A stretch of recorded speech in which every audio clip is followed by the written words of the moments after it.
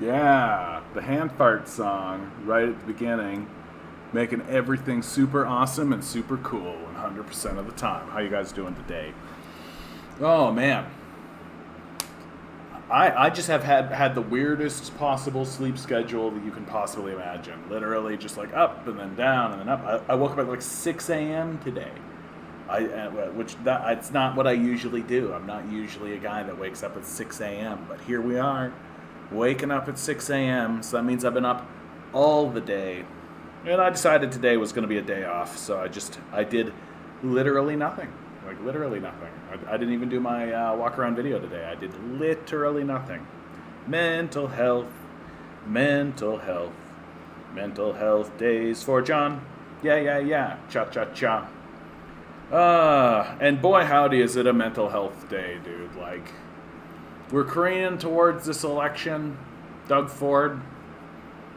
Voting in Doug Ford again, man. Like,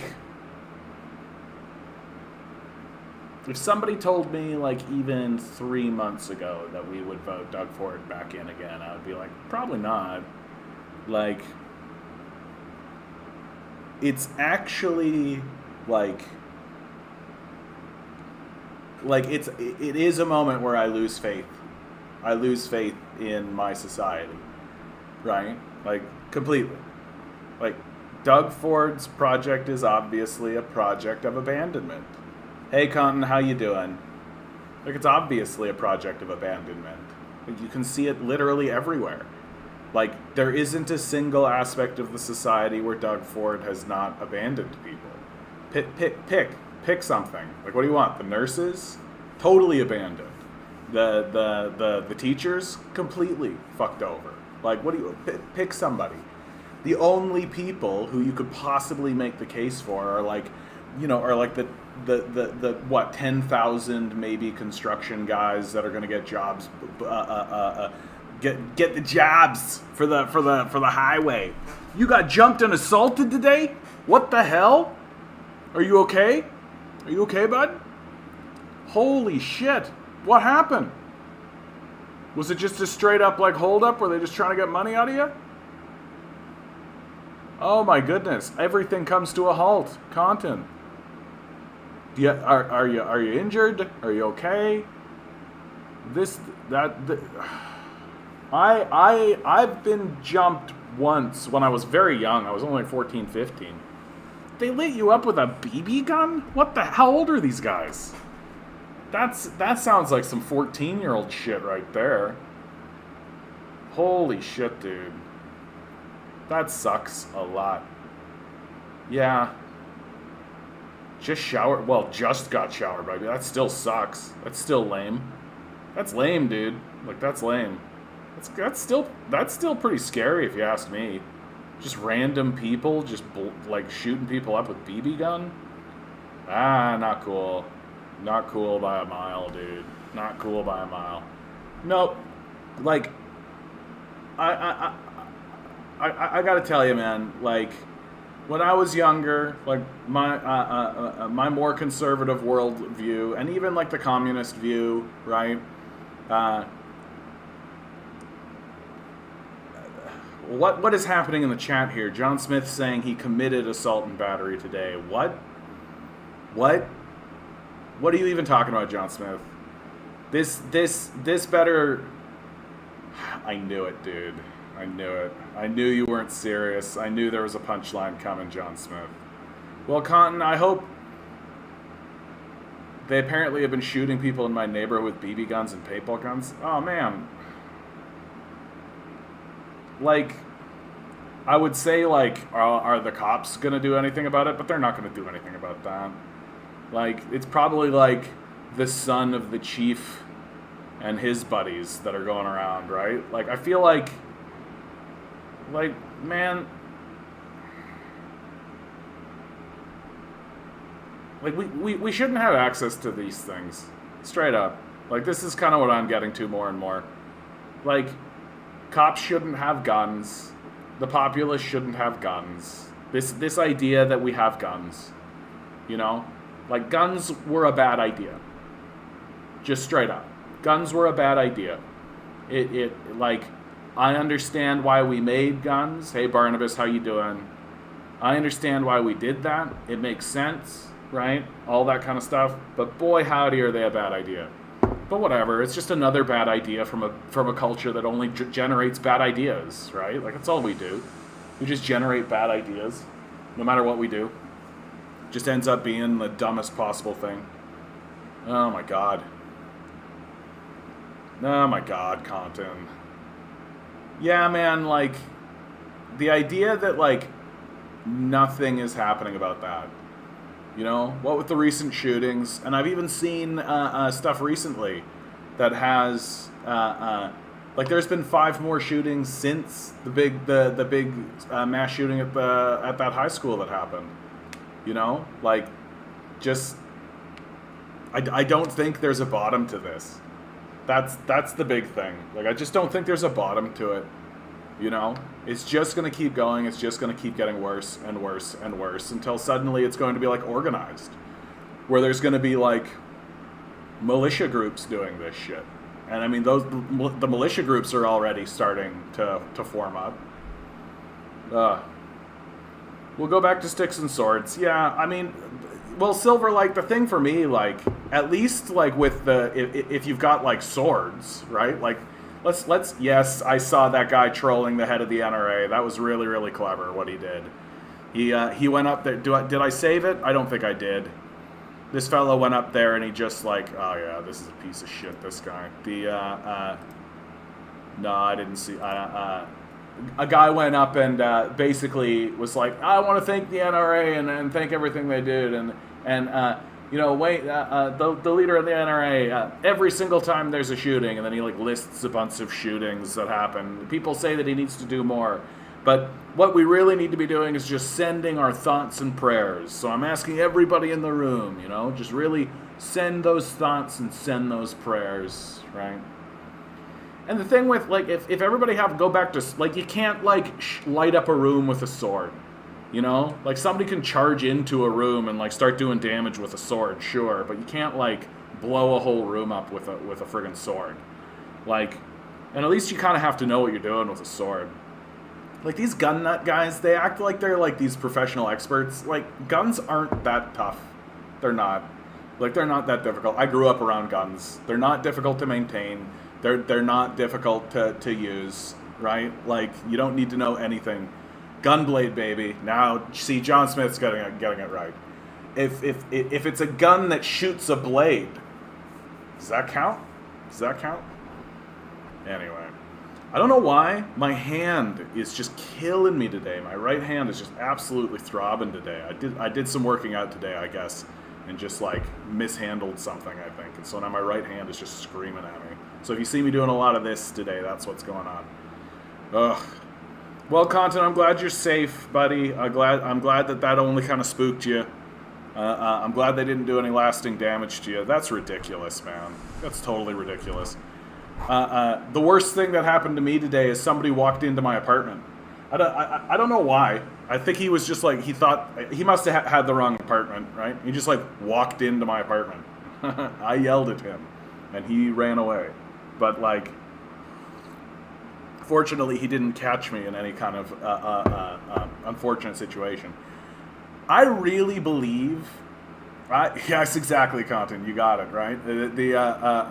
I really believe in the idea that we share, like a consciousness, like that there is, like, a consciousness that exists. I really notice it when I'm doing, like, cafe work and in retail, right? Because you talk to people, and people who you talk to fairly regularly, right? And you start to notice how everybody's kind of on the same level or the same energy. I get the secular way of saying it, I think, would be, like, there's a zeitgeist, right? Everybody's kind of got caught up in the same kind of energy or the same kind of idea, the same kind of thing. And maybe today's energy is just, like, fucky, you know? Sometimes it's like that, right? You talk to people and everybody's just, like, scattered, or everybody's angry, or everybody's, sometimes everybody's relaxed, right? That's really nice. Yeah, what are you doing, step bro? Exactly, dude. Exactly. That's weird, eh? Isn't that weird that that's become, like, a trope? The whole step bro thing and, like, the stepsister stuff. Like it's people who want to do incest porn, but are like a little like, how do we skirt this? How do we make it so that we can like get it? But it's like, it's completely mainstream, right? You say that phrase, like, what are you doing, step bro? And literally everybody knows what you're talking about. There's no one in the room being like, what do you, like, nah. Everybody knows what the fuck you're talking about. What are you doing, step comrade? Here we go, Barnabas. This is it. Here's how you're going to make your claim to fame, Barnabas, out there in British Columbia, right? You're going to start making communist porn. That's what you're doing, right?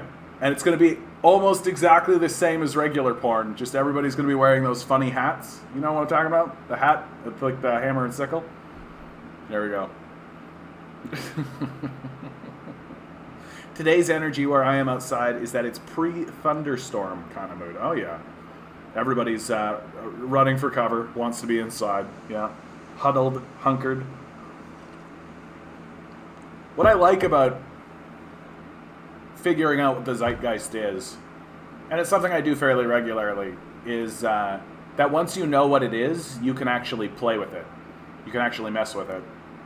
And like, if everybody is, and you can start to see it in yourself.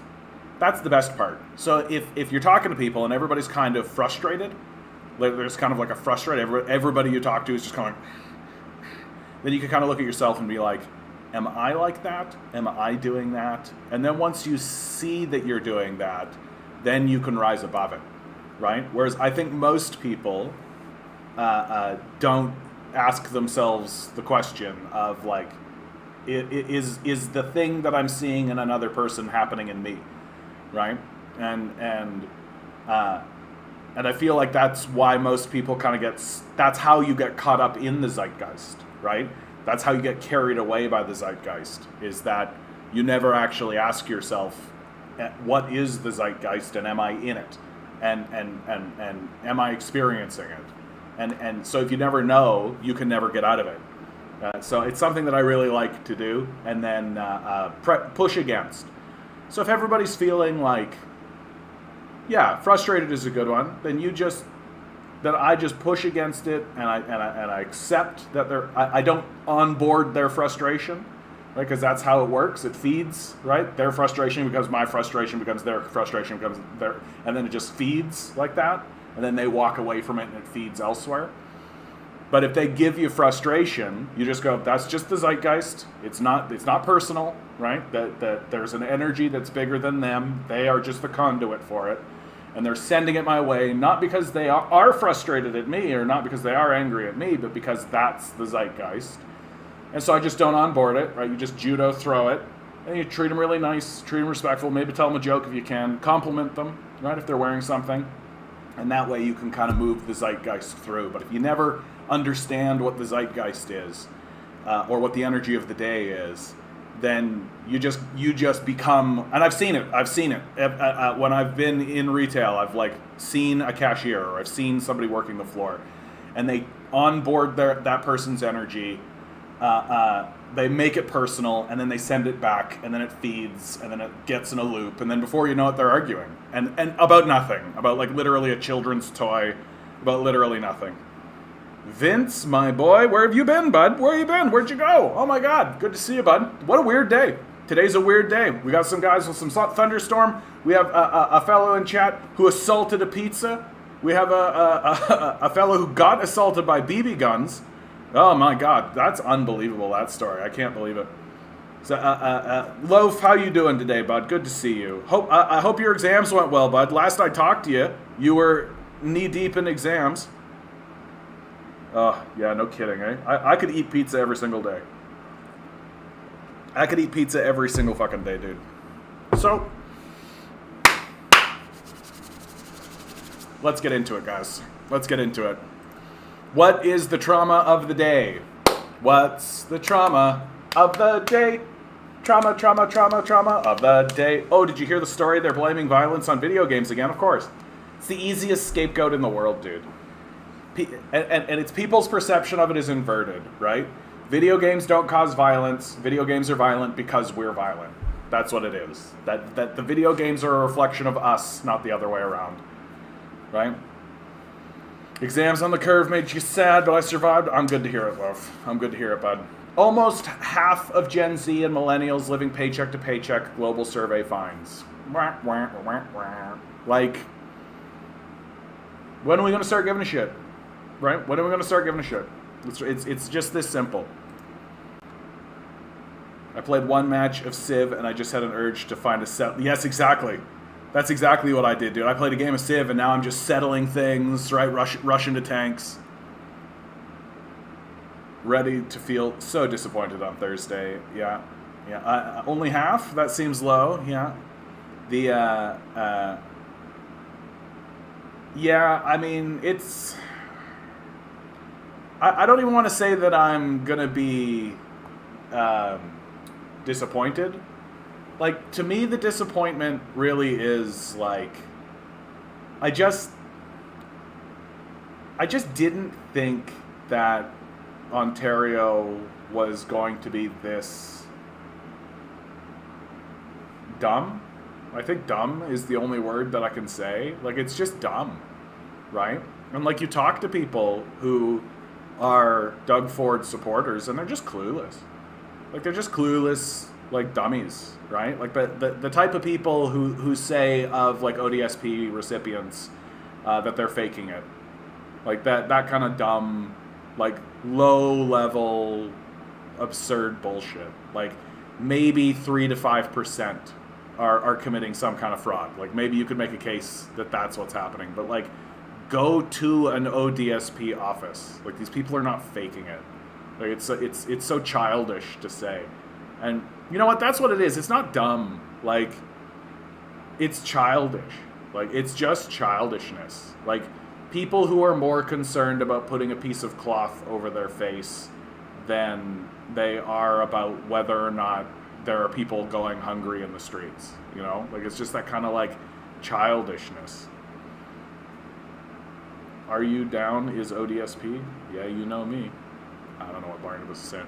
Here's a great article that sort of encapsulates, I shouldn't say article, but one of the things that I promised myself that I would do on this channel is anytime I came across like a regular citizen articulating themselves, right, I was going to read it. And this is this is certainly that, right? With a provincial election in 4 days, I feel it's important to tell you exactly how the struggling and marginalized people in Ontario are living.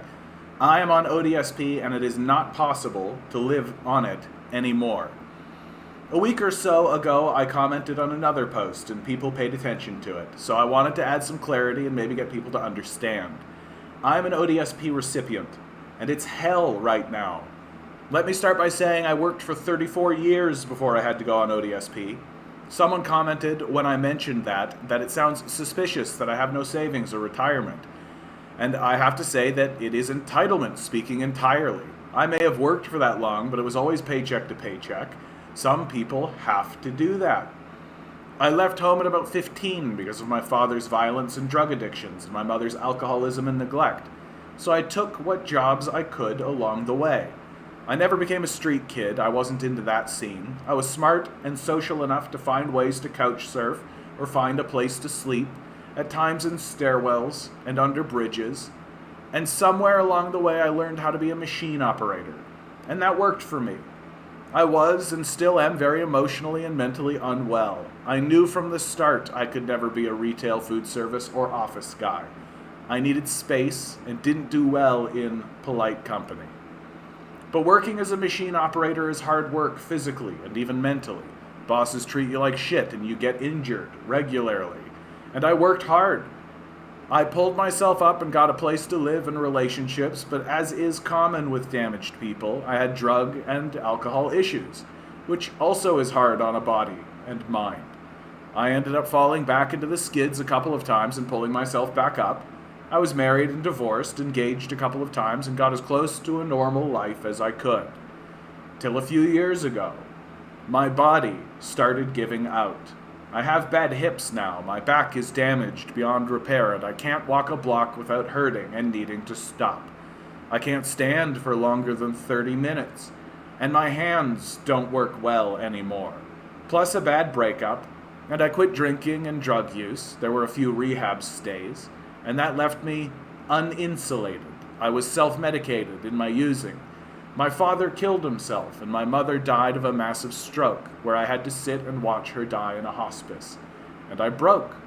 I couldn't do it anymore, and I left my last job of 8 years. Eventually, I applied for ODSP, and I had enough proof and grounds for it that I got it about 5 weeks after I applied. For reference, many people have to apply multiple times and appeal to get the benefits. Often it takes them 2 to 3 years. I'm sharing all this so you understand that ODSP recipients are not folks living high on the dole. Last year, I got just over $13K for the whole year. The poverty line in Ontario is about $19K. I pay $930.84 a month for rent, leaving me with $200 to do everything else all month. That includes food, transport, internet, cell phone. I live in a 250 square foot bachelor apartment, and I have a daughter who, when I can help from someone financially, comes to stay with me for a weekend or school holiday.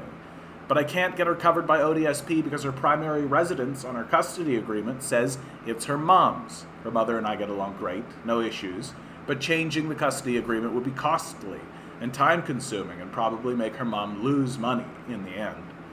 I pay for my daughter, and I have to have cell phones so I don't lose contact with her and I can feel a part of her life. She wants to come spend next weekend, so that entirely depends on if I can put enough food in the fridge to feed her and pay for her transportation. When she is here, she sleeps on an air mattress or my futon just a few feet away from me. Not an ideal thing for any 14-year-old girl. I can't afford laundry sometimes for a month at a time. Like now. I have enough change for laundry, but no way to get to the laundromat. My apartment building has machines, but they're broken, and it takes weeks for the management to repair them. I have internet as my one luxury. I haven't bought new shoes or clothes since I got on ODSP. Things like soap, shampoo, and detergents, and dish soap are expenses that sometimes are luxuries too. I have actually had to steal teepee. I ask friends sometimes for help, but they are like me, mostly, and I have no decent family. Then I need to find money for rides to appointments. ODSP says they will cover them, but only if I get receipts and prove it. And getting bus receipts is difficult, and they don't accept Uber printouts, so that's on me too, and I often need to walk slowly and take breaks to get to appointments quite far away. Never mind the OTC needs from the pharmacy or Walmart, and on and on. This is all to show you how hard it is to live on ODSP. On top of that, ODSP has decided they overpaid me before, and I'm stuck paying an overpayment monthly too. I am not unique. We all have stories and struggles on ODSP, but never has it been so inhumane. The last increase was in 2018, and that was for $15 to $20 a month for most recipients. It is not any way to treat the marginalized and disabled. Please remember us when you vote. Right now, all I want is to have my kid next week and a good meal. That to me is a good day. I will never vacation or do anything special anymore. My kid and a good meal is the best I get. Is that too much to ask?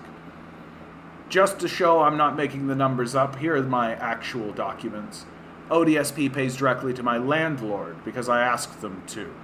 A couple of times in the past I got fed up with not having time with my daughter or food and spent rent money, and they filed for an eviction. I had to sell almost anything of value to keep that from happening. But because I have an actual apartment, no kitchen, just a shitty galley thing, I'm better off than many in this province right now. Please think of us. We need you to vote with care. And as promised, there's the documentation.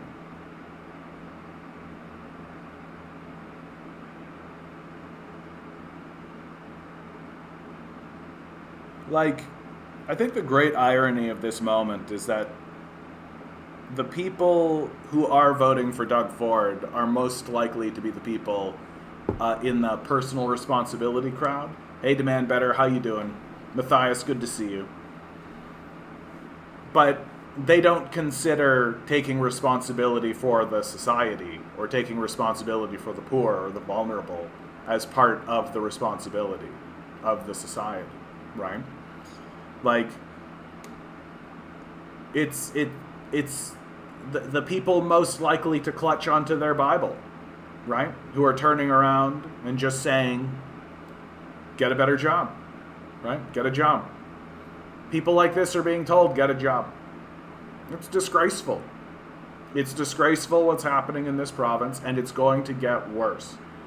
And you can expect Doug Ford to do something like raise ODSP by like $10 a month or something, and then be like, job done, right? And then all the Ford heads will be like, what, they raised it, right? What's the problem?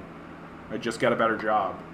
Of course, forgetting that if you're on ODSP and you actually do go get a job, well, you lose a lot of your benefits in many cases. It's structured that way, right?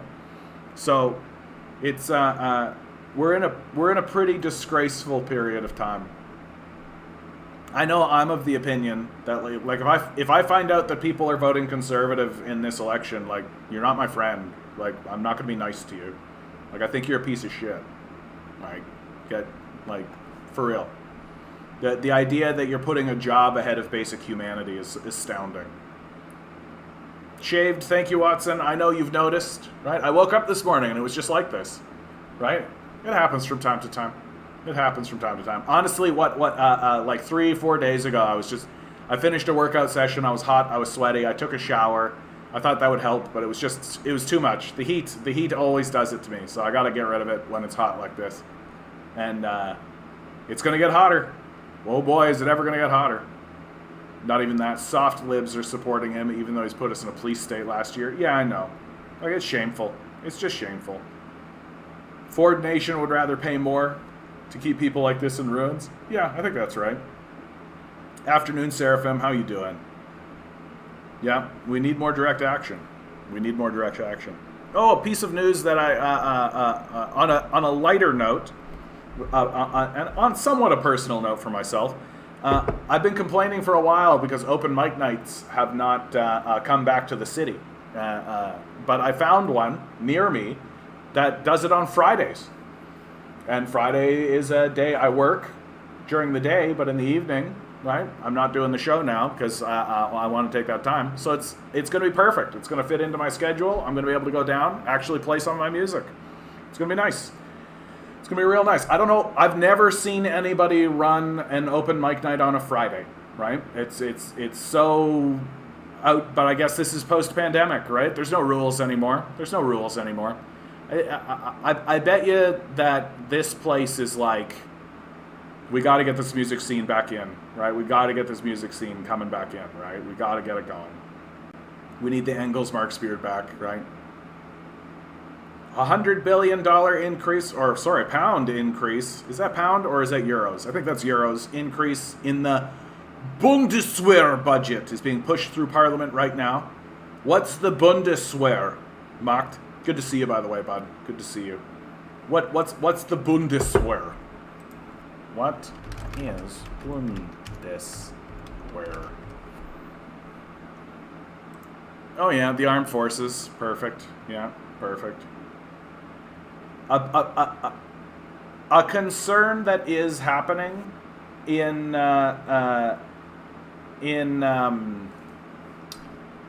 Germany and in many European nations is that the Americans it looks to any casual observer even that the Americans are going to swing to the right and vote Trump back in. The midterm elections are just completely looking like a blowout for the Republicans. Looks like America is swinging pretty hard to the right. And Donald Trump has been very vocal about telling European nations that he thinks that NATO should go away. And he thinks that the Europeans should take care of their own defense. Why are we putting any money into this? Why are we spending to make sure that they've got a defense? They've got their own budgets. They can take care of their own military. They should take care of it themselves, right? That's Donald Trump's position. And I think that many European nations are responding to it, right? I think many European nations are looking at what happened in Ukraine and not taking the like, well, did we have any? We didn't have anything to do with that. This was an unprovoked attack, and are feeling threatened, and are feeling a bit unsteady, and so this sort of thing is going to get pushed through many European parliaments, and I think that, I mean, we are definitely looking at a tumultuous period for Europe, for sure. The simple transition away from like Russian gas, the transition away from the solidification of like an anti-Russia position, it's definitely shaken things up in many cases. You have to understand the current state of U.S. politics. Read the Trotsky essay, Bonapartism and Fascism. Yeah, hint, Biden is the Bonapartist. I've also heard that compared to the Weimar Republic moment right before Hitler's ascension. Yeah, it's going to be wild, guys. It's going to be wild, right? It's going to be wild. And the realist inside of me thinks that, like, I'm no fan of NATO. Like, I'm super not a fan of NATO at all, especially as it encroaches and does all the bullshit that it does. But the history of Europe is vicious and bloody, right? But they're not. Europeans are not peaceful people, right? They have historically fought one another, right? And the idea that Germany is beginning to, like, Germany. Like, do we need a history lesson on Germany, right? So it's planting seeds, right? It's planting seeds all across the way. The best way would be to leave NATO. Colombia might if the leftist wins in June. If not, rip. We'll see. We'll see how it goes. Like, that's the best we can do, right? Just continue with the anti-war position. Continue supporting anybody who's against war, right? And here in Canada, that means you're not supporting any of the political parties. You can't vote NDP, you can't vote Liberal, you can't vote Conservative.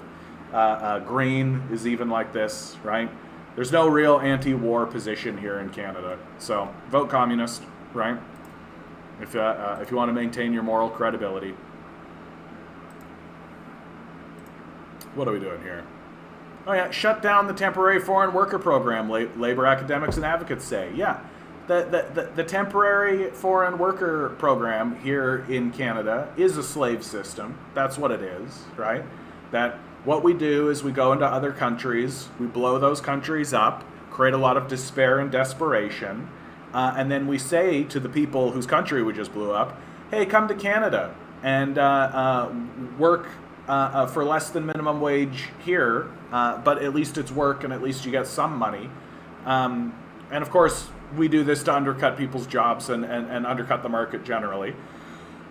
Justin Trudeau, when he was critiquing Stephen Harper, said that the temporary foreign worker program needs to be wound down.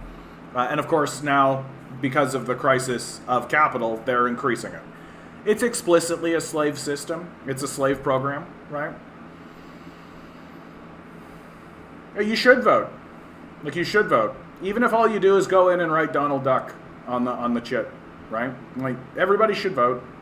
Everybody should do like a write-in. Everybody should write Donald Duck or something.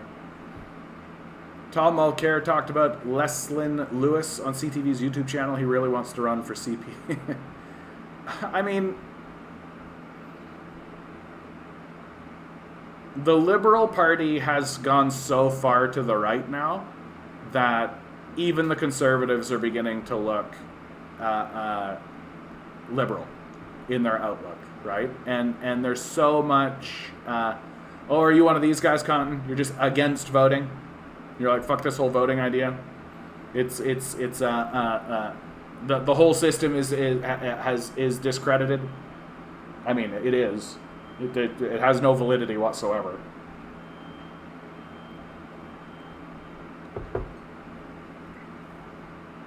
They should just let people vote online. It's 2022. I mean, they don't really care about the votes anyway. Like, like things are getting so ridiculous here in Canada that we have like this far right party called the Liberal Party, which in my view is actually way farther to the right than Stephen Harper's Conservatives were, like way farther to the right, and is only mildly responding to the crises that are in front of it. And the Conservative Party that's coming up and is probably going to seize power next because of how poorly received this coalition government has been, right? Like we're starting to get reports now. We're getting reports now that are showing that the Liberal NDP coalition has angered people from all walks of life. This isn't a race issue. Many people feel betrayed. It's that simple. In all my years watching federal politics, I've never seen the anger that I have witnessed in all my life. And I mean, I think that like you've got an unresponsive, corrupt Liberal Party who is passing extreme far-right measures that are completely unnecessary. And you've got an NDP party that's completely propping them up while pretending as though they're actually in opposition, and they're not, right? Like, I think it's time to call it, right? Jagmeet Singh is not in opposition to the Liberals. He works with them. He's happy to work with them. He throws stones at them for theatrical purposes to maybe garner sympathy, but the reality is people are wising up, right? Like, if you don't like what the Liberals are doing, stop voting with them. It's very straightforward, right? If you don't like what the Liberals are doing, stop voting with them. It's the same kind of bullshit like the Squad is pulling in the United States, right? The Squad will stand up and be like, this is terrible, this is horrible, we shouldn't do this, oh my God, we've got to stop this, all this kind of stuff, and then they vote for it. Like, it's over, man. Like, it's over. It's all just WWE wrestling. It's all just, like, literally, like, when they're in front of you, they talk the game, right? And then when they go behind the curtain, they all shake hands and get paid by the same people, right? Like, Jagmeet Singh and the NDP are the junior partner in a reactionary liberal government. Yeah. I mean, yeah.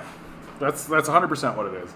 And again, like, if the NDP was actually opposed to the Liberals, they'd stop voting with them, right? Like, not every single vote is a vote of no confidence, right? Like, not every single time the Liberals put anything up is it going to collapse the government. But it's, Jagmeet Singh and the NDP are essentially like the AFL, CIO, CLC unions, junior partners in the corporate capitalist profit game. Yeah, that's right. And it's all just controlled opposition, and we're seeing what it's getting us. Right? We're seeing what it's getting us. It's a total disaster. Like the collapses that are coming are going to be very, very significant. And at this stage in the game, the biggest reason why everyone looks like they don't know what they're doing is because they don't know what they're doing. Right? That what we're truly having is a major crisis of imagination. That the idea of simply letting people have houses, right? Well, we've thrown up these mental barriers to be like, but that's communism, and communism is bad. It's like, or it's just a solution, right? It's just literally like, oh, there's an empty house. There's a person who's living on the street. 1 + 1 = 2, right? Oh, but my ideology, right? And it's just a crisis of imagination. And this is what happens when you systematically destroy those who pursue imagination, right? That if people spend any amount of time fostering their imagination, right, they get chased out of the society in serious ways. Yeah, gas will be $3 to $4 next year for sure. I mean, for a lot of reasons, and you can only blame Russia for so long, right? Like, It sort of does depend a little bit on whether or not Venezuela plays ball with the United States, and they probably will. Like, concessions will be made, sanctions will be lifted, all that kind of stuff. But look, we're in decline. Gas is in decline, right? Like, gas is in decline. It has to. We've all seen it coming. Like, I knew this when I was 12. Like, I was literally like, oh, this is a non-renewable resource. Oh, this non-renewable resource will run out. I am 12 and I understand this, right? But we just haven't done anything about it. And so now we're like, and what's crazy to me is that over the last 5 years, like the number one selling vehicles are literally the big gas guzzlers. Like, this is how deluded and detached from reality we are as a people. That like we're seriously in this moment where like we literally are declining in the amount of oil. We hit peak oil, we've gone over the curve, and now we're heading down, right? So every single barrel of oil that gets produced will be more expensive than the one that preceded it by basic supply and demand. Like basic supply and demand. And if you don't lower the demand, then the price go uppy up, right? Like, and we still haven't done anything about it. Like, this is how fucking clueless we actually are. Speaking of CPC leadership, Jean Charest has been getting a lot of endorsements these past 2 weeks. Imagine if he wins. Jean Charest's not going to win, dude. They're trying really hard to make sure it's not Skippy. That's what they're trying to do. They're trying to make sure that Poilievre doesn't get in, because Poilievre actually does represent not a counter, but definitely a different wing of capital that isn't on board with the WEF, like the World Economic Forum kind of consensus, right? And actually does view, like, say what you like about the conservatives, but they are a different group. Nope. What's John Smith saying here? I have some bad medical news for you, John. Uh-oh. What's the bad medical news, bud? And yet the NDP is ignored or slandered by the Libcom media, who recognize they are a pipeline to the left. I mean, the NDP exists to quash leftism. That's what it exists for. And I'm strongly recommending to everybody to just stop supporting these parties. Like, literally stop. Like, they're dead. Like, they are corpses that are just husking about. And the belief that you're going to push them to the left or any of that kind of stuff assumes that they are capable of reason, and they're not. Right? They're corrupted. They're bought. And literally, they are going to watch this place fall apart and shrug and be like, okay, well, what are you going to do? John Smith, how dare you, sir? The doctor results came in and you have a family history of diarrhea. Apparently it runs in your genes, sir. Keeping things light. Keeping things light. Yeah. Yeah, NDP's not a pipeline to the left. The NDP are a sock dem trap to stop people consciously moving left. And I actually saw something from Caleb Maupin.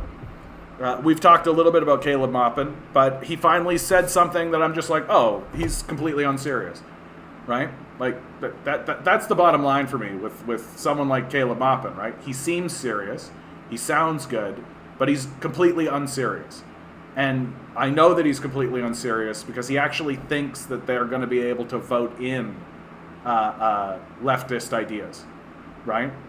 No, that's not going to happen. That's not how it works. It's never how it's worked. Quite the opposite, in fact. Quite the opposite. Hey, Adam, how you doing? Ink that folk who I asked not to speak to me. Oh, yeah. No, things get heated, Adam. We understand, bud. We understand. Like, that's... It's best not to take these things personally. I know, especially, we were... Not to bring up the vaccine conversation again, but that was a very heated... impassioned on all sides. I actually thought we did pretty well. I got to tell you, I was really proud of the chat in that conversation, because that particular conversation, and I said it quite a few times that day, has a lot of vectors. There's a lot of vectors, and it's a very emotional subject. I thought we did pretty well, and that includes you too, Adam. So I accept your apology without a doubt, and I'm sure that others do as well. Yeah, I'm sure he can relate to the impoverished with only 3 to 5 million. Yeah, exactly. But that's just what we're seeing, right? This is the political class is trying to be on. They're trying to be inside the gated community. That's all it is. They want to make sure that when the hammers come down and when the lines are divided openly, right? The lines are already there. They're already divided. There's just, it's just guys like me that are pointing it out, right? And eventually the lines will be very clear, right? And be openly stated, and no one will pretend otherwise. And when that happens, everybody will be like, oh yeah, we always thought this way, right? Yeah, okay. And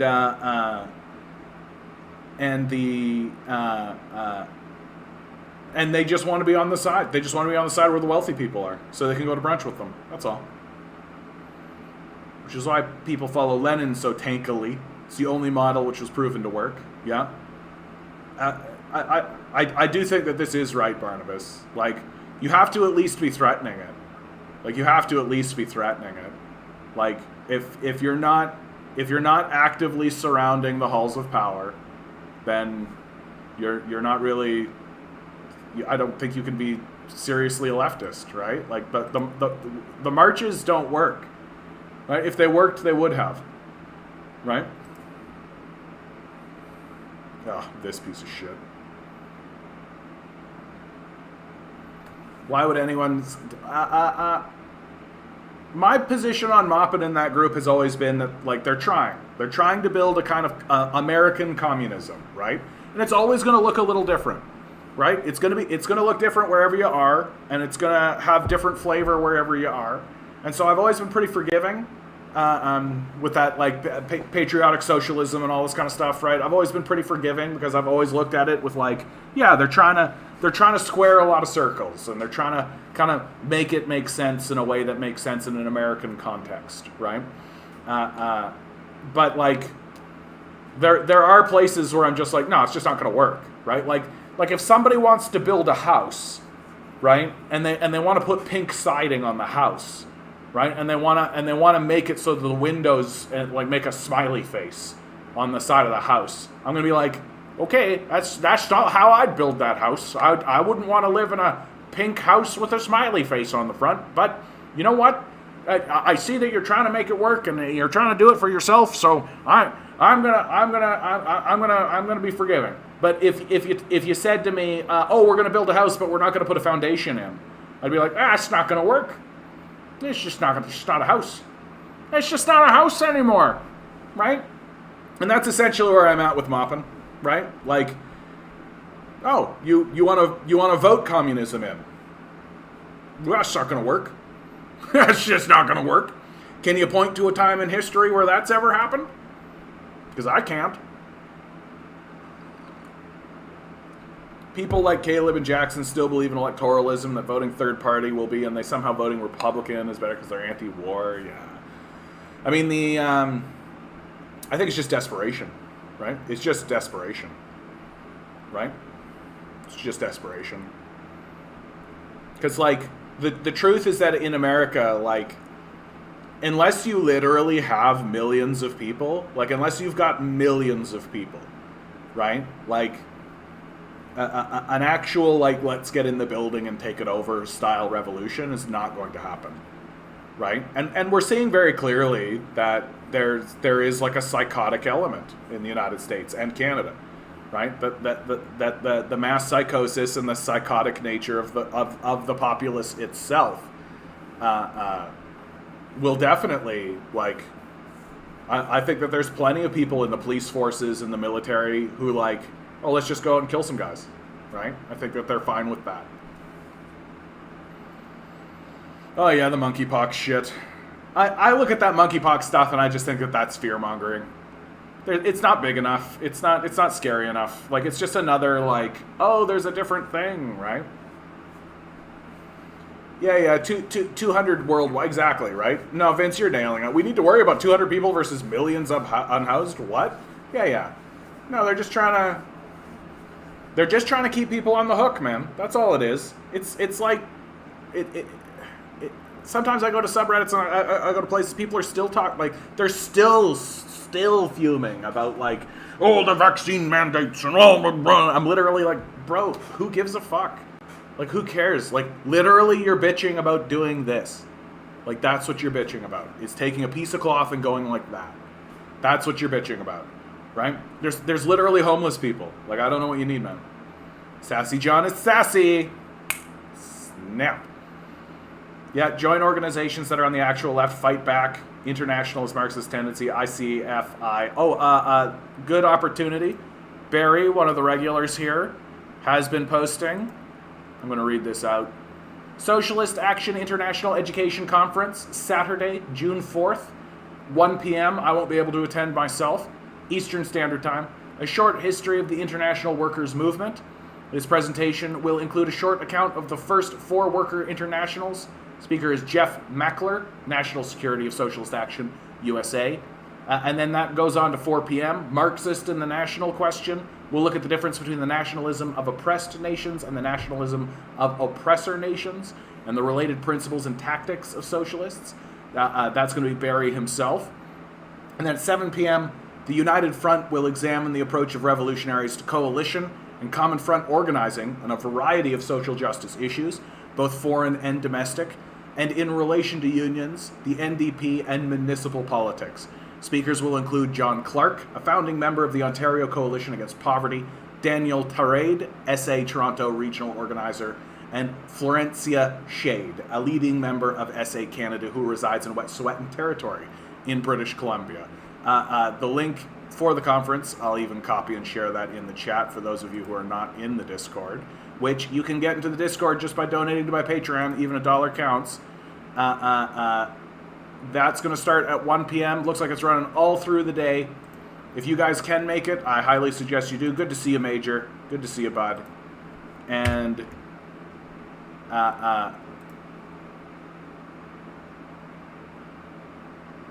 let's see what you guys are up to. So, and Socialist Action, another good place to try and find some roots, try and find some feet. But Watson's exactly right. It's all about organizing, and the more local you can organize, the better. This is something that I've got to get better at for myself. And my issue is that I'm an oddball weirdo. I don't organize well. That's something I'm really acknowledging about myself. Like I'm like a Merlin-esque sort of hermit type character, I think. And hopefully, I think my path is to organize through music and to start getting with musicians and start organizing along the lines of protest music. I think that's the way forward for me. If I wanted to be really honest with myself and really honest with where I think my strength can be lent. And so hopefully I'm going to start going to these open mic nights and hopefully start to build something real and something tangible there. But we'll see. We'll see. There was a GOP lawmaker insisting that we don't do any gun regulations because we have to take back our nation. Yeah, that doesn't sound like neo-Nazi at all. Caleb recently walked back his land back position, is now in favor of it, but with strings attached. And then today he retweeted, "Degrowth is fascism." Yeah, but this is exactly what I'm talking about, Adam, right? Like, is that I take a look at a guy like Maupin, and I see it in him. Like, he's capable of changing his position. He's still quite young. He's struggling. And I think that's why I respect Caleb Maupin, right? Is I don't care really. Like, I don't agree with everybody all the time, right? I don't agree with everybody all the time. I don't think that that's what it's about. I don't think it is about agreeing with everybody all the time about everything, right? There are certain things that I think, like, it's going to work or it's not going to work, right? And there are certain things that you can plant a flag on, right? But if you plant a flag on it, you better be fucking sure, right? You better be really fucking sure. And it's the struggle that matters more to me, right? It's the struggle that matters more to me. And Caleb Maupin for sure is struggling, and that's what I admire more than anything about him is the struggle. And if I was to speak with him, it wouldn't be to try to check him. It would be as a comrade, right?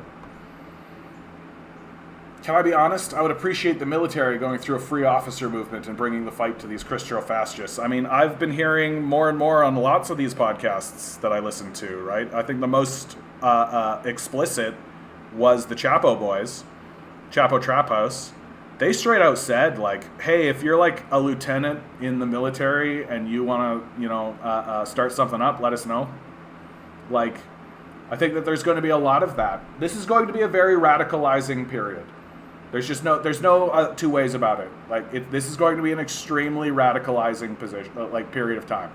I mean, if you're a woman living in the United States, the radicalization of the overturn of Roe v. Wade is incredible and ubiquitous. It's everywhere, right?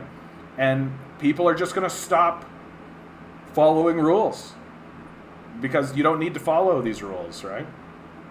What does degrowth mean? Does it mean returning to monkey? I mean, the principle of degrowth is just basically, like, first of all, the whole capitalist idea of growth is the only thing that matters, right? Sort of presupposes stability, right? Like, you can never be stable. You've always got to grow. And if you're stable, then you're dying, right? Oh, okay. Yeah. Moppet and Hinkle are both Stalinists, not shocked by their social patriotism nonsense. I think that the social patriotism comes more from just their desire to do honor to their own nationhood, right? Like Lincoln plays a lot for these guys, I think. And like I said, it's gonna manifest its own look and appearance. I'm convinced January 6th with America's beer hall push. We'll see about that, yeah. I'd still go to a CPI event. Yeah, it looked fun for sure. Did you hear the Toronto Star endorsed the NDP Liberals and Greens? Yeah, like, I honestly don't give a shit about the Toronto Star. The Toronto Star is owned by a couple of Doug Ford supporters, right? Like, they're obviously doing what they can to ensure that Doug Ford gets in again. Like, they're running puff pieces on him, right? They're playing hardball with the NDP Liberal Greens, right? Like, they're basically doing everything they can to make sure that the left remains scattered, so that their fat idiot boy that they give money to gets in and does a stupid highway, right? National Post, Toronto Sun, Don Cherry, International Brotherhood of Boilermakers. Oh, yes. The International Brotherhood of Boilermakers. Yeah, awesome. It's happening on Tiny Man Square Day, you bet.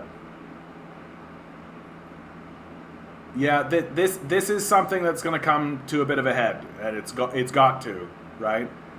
Yeah, you're right about this. Socialist Action's official position is that they think that they can shift the NDP from within, and I think it's an optimistic position.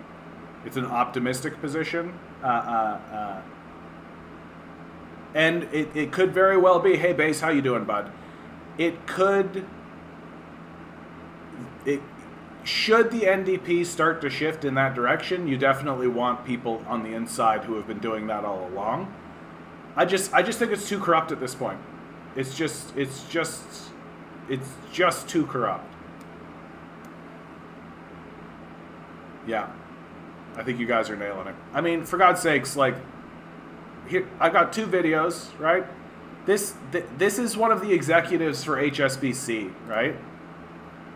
Job telling me about the end of the world. But what bothers me about this one is the amount of work these people make me do. Who cares if Miami is 6 meters underwater in 100 years? Amsterdam's been 6 meters underwater for ages, and that's a really nice place. We will cope with it.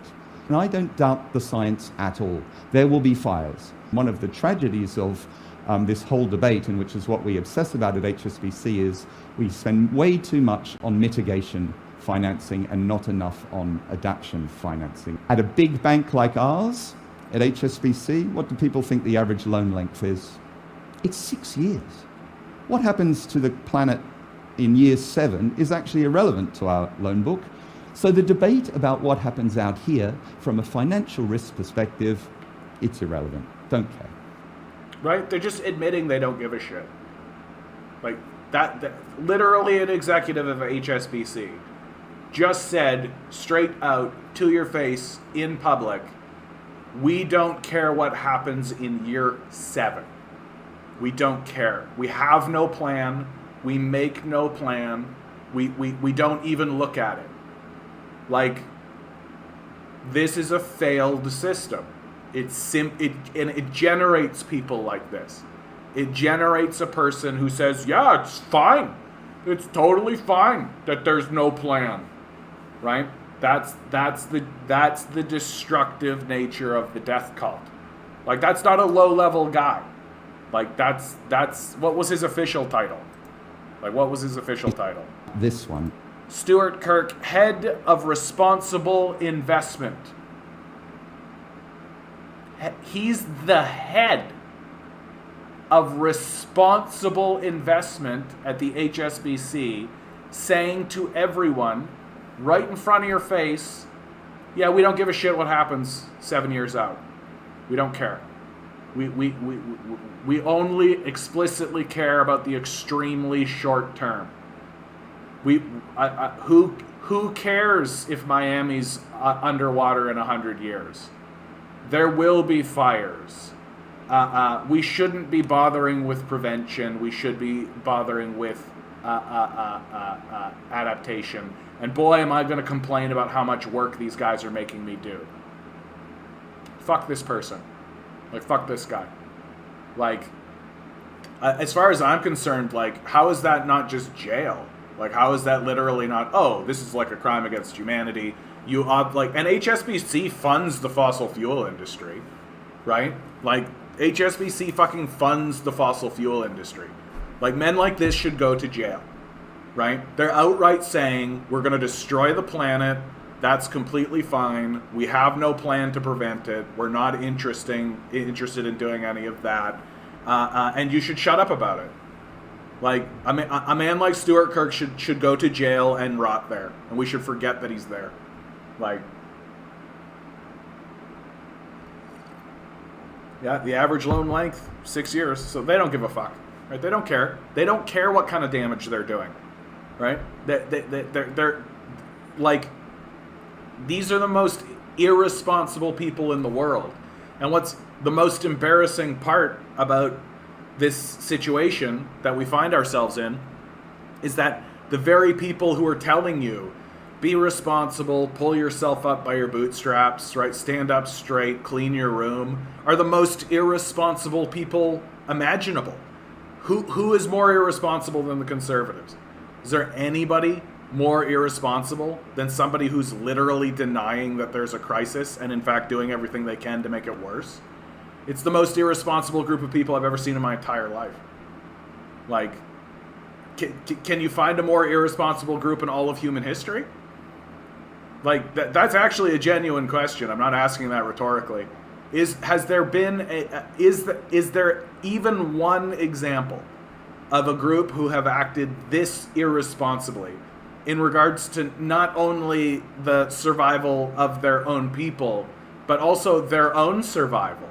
Right? Like, this idiot is talking as if these wildfires and all this kind of shit isn't going to blow him up. Right? This is the arrogance that these people have. They think that they're untouchable. They think that none of this is going to happen to them. Right? Like, you gotta, it's unimaginable to me to actually, like, just the overt detachment from reality. Like, none of this is real to this guy. None of this, it actually matters to this guy. He doesn't care. It's astounding, right? And it gets worse, right? Here's one of these World Economic Forum guys, Yuval Noah Harari, right? This is one of the lead advisors to Klaus Schwab, right? Economics and politics of the coming decades will be what to do with all these useless people.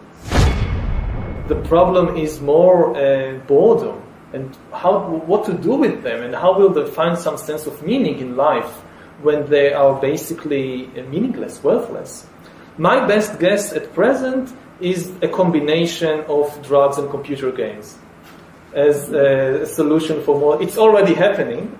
Under different titles, different headings, you see more and more people spending more and more time or solving their inner problems with drugs and computer games, both legal drugs and illegal drugs.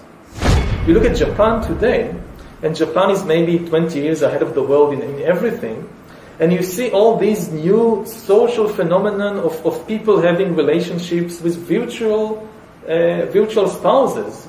And you have people who never leave the house and just live through computers.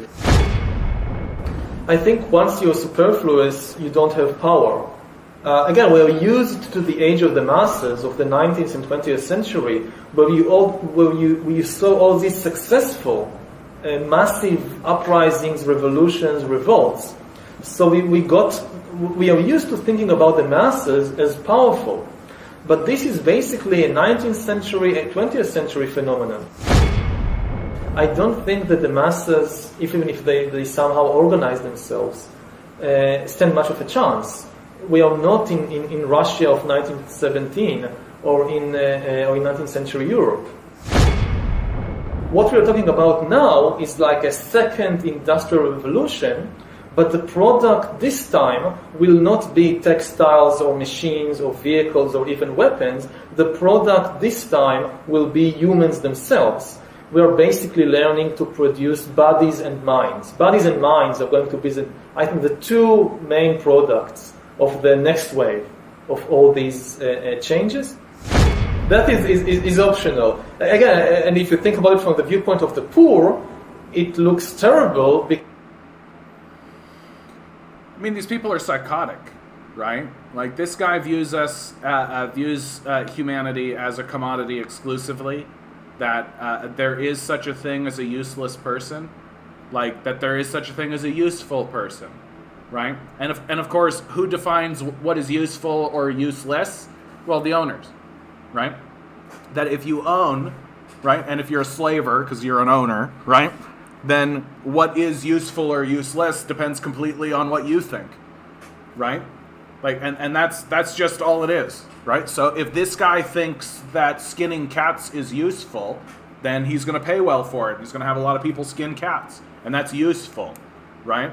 Yeah, not just a commodity, a superfluous commodity that can be discarded at any time. Exactly, right? Exactly. And again, like I pointed out, this is the danger of not actually knowing anything about the humanities, right? Like when you're a psychopath like this guy is, obviously, and you don't know anything about the humanities or art or anything, like, oh, what are all these people going to do? Cool shit, dude. We're going to do cool shit, right? If you give people access to resources, right, they're going to do cool shit with it, right? Because humans do cool shit. That's what we do, right? But you've got to actually include people in the project of prosperity instead of this project of abandonment, right? And this this idea that, like, oh, drugs and video games are going to be the solution, when, like, the reason why people are engaging with drugs and computer games and things like this is because there's fucking nothing else going on. Right? There's nothing else going on. Why is there nothing else going on? Because psychopaths like this are hoarding all the wealth for themselves. Right? We don't have access to anything. So we're doing what we can to try to make it through this dystopian nightmare that psychopaths like this are creating for us, while simultaneously saying that we're superfluous, that our lives are superfluous, that our ambitions or dreams or desires are superfluous, that our experiences are superfluous. Like, this is some Nazi fascism shit that we're looking at here, guys. Like, straight up. And I've been pretty soft on the World Economic Forum thing, but as soon as I saw this video, I was like, these guys are worse than the Nazis. Okay, like, anybody who's a part of this, anybody who's connected to this at all, we should immediately mistrust. And that basically means the conservatives, the liberals, and the NDP can't be trusted. Because if this is the way they're viewing the world and they're viewing us, right, then, like, the Canadian eugenics project is well underway, right? What do you do with worthless people, right? Well, if they consider someone like me superfluous, right, someone like me who's able-bodied but isn't, like, useful to them, well, what do you think they think about the disabled, right? So the eugenics project is underway, and it is a eugenics project, for sure. That's what we're looking at. You're wrong, John. I need a capitalist to motivate me. I don't know what to do with myself without a boss. Yeah, exactly. Great Reset, live in pods, eat the bugs. Yeah. NDP liberals and cons, all members of WEF. Yeah. I can repeat this guy's argument in one sentence. If you can't make the U.S. money, you're useless. Yeah, exactly. Like, if you can't make us money, you're useless. Yeah. Like, it's just psychotic. That's all it is. It's just psychotic.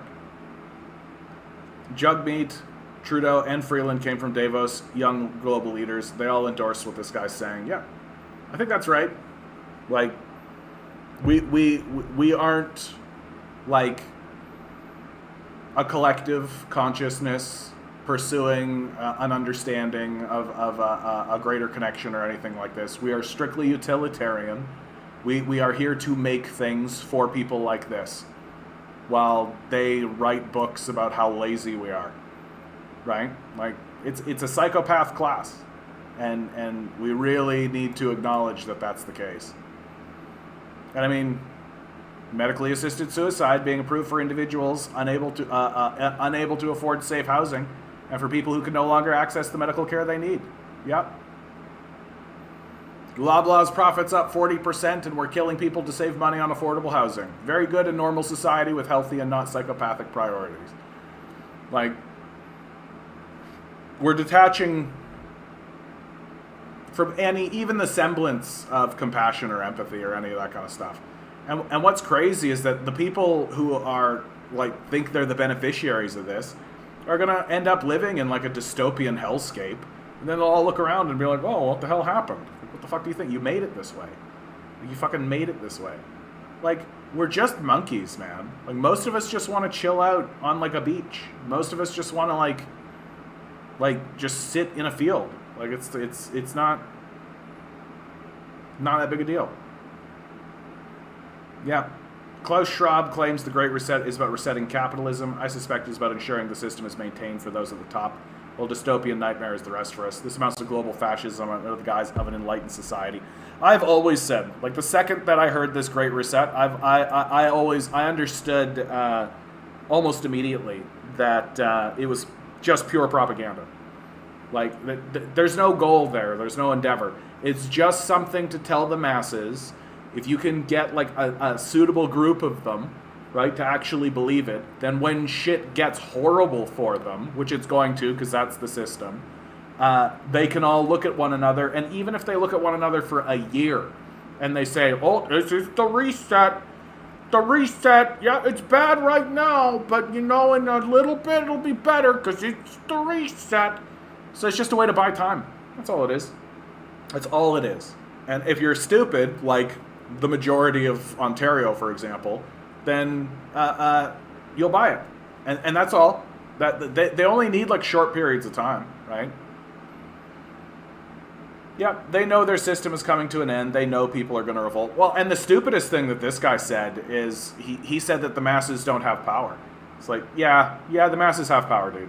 Like, if a million people showed up somewhere, right? Like, unless your goal is just to straight out eradicate them through, like, carpet bombing and all of this, like, why do you think the United States wasn't able to win in Afghanistan? Why do you think that with these, like, great powerful militaries and all this kind of stuff, you can't actually defeat a populace? Because the people are stronger than your bullets and your guns, you psycho, right? Like, and that's all this guy is. He's just a psycho. Like, and he's never been told no. He's never had to actually face consequences for anything, right? Like, he's just like a Nazi. Like, that's all, right? And for him, things like euthanization is fine. Extermination is fine. Like, that guy's probably, like, pro cleansing the Palestinians, right? Like, this brutal bullshit. Hey DM, how you doing? Scotiabank now apologizes for freezing bank accounts during the Emergencies Act. Yeah, I mean, like, they have to, because they're going to get sued. Like, all these guys are going to get their asses sued. Like, I've talked to a couple of lawyers now who, like, outright said that, like, yeah, when Trudeau evoked the Emergencies Act, I was like, oh, sweet. Like, that's my career. I'm like, people are going to write PhD theses on that, right? And so what Scotiabank is doing is they're trying to cover their asses. And so what they're going to do is they're going to apologize, and they're going to scapegoat the government. is what they're going to do, even though they were probably in the room with Trudeau making the decisions at the same time, right? And then when the lawsuits come down and people get sued and all this kind of stuff, it'll be the taxpayer that pays it, and Scotiabank won't, right? Even though they fucking should. Well, I'm more or less of the opinion that all of these bankers should go to prison, like, without a doubt. Like, fuck all these guys. And it's just like, all right, let's pause for just a second. I've promised myself I'm going to be better at this. We're doing the number draw. Today's number is. Today's number. It's May 30. You and me, Mark, we're in on a 7, dude. I'm with you. Let's go. 10 balls. Each ball has a number. Watson's in with the 7, too. 10. Swirl the numbers. Here we go. Swirl the numbers. Come on, there's 16 of you in here. Pick a number. Come on. Today's number is 6. Got a 6, man. DM in with the 6. I'll let it slide. It happened. We're getting teased, man. Lynch is teasing us. Lynch. What a guy. What a character. All right. Which song is 6? Somebody pick a 1 or somebody pick a 2. One or a 2. One or a 2. 1 or a 2. 1 or a 2. 1 or a 2. 1 or a 2.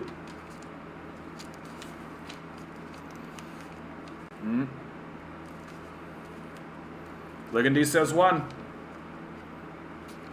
That counts. So that's gonna be. Oh, I gotta get myself organized, man. I gotta get this better organized. I always say it. It's never gonna happen. So that's gonna be. Yeah. All right.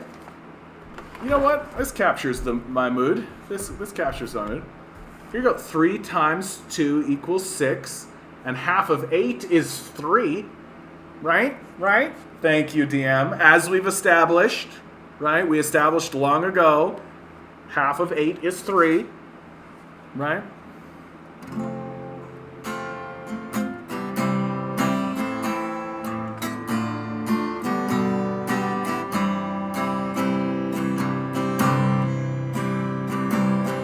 We've done with dreaming of what life could have been.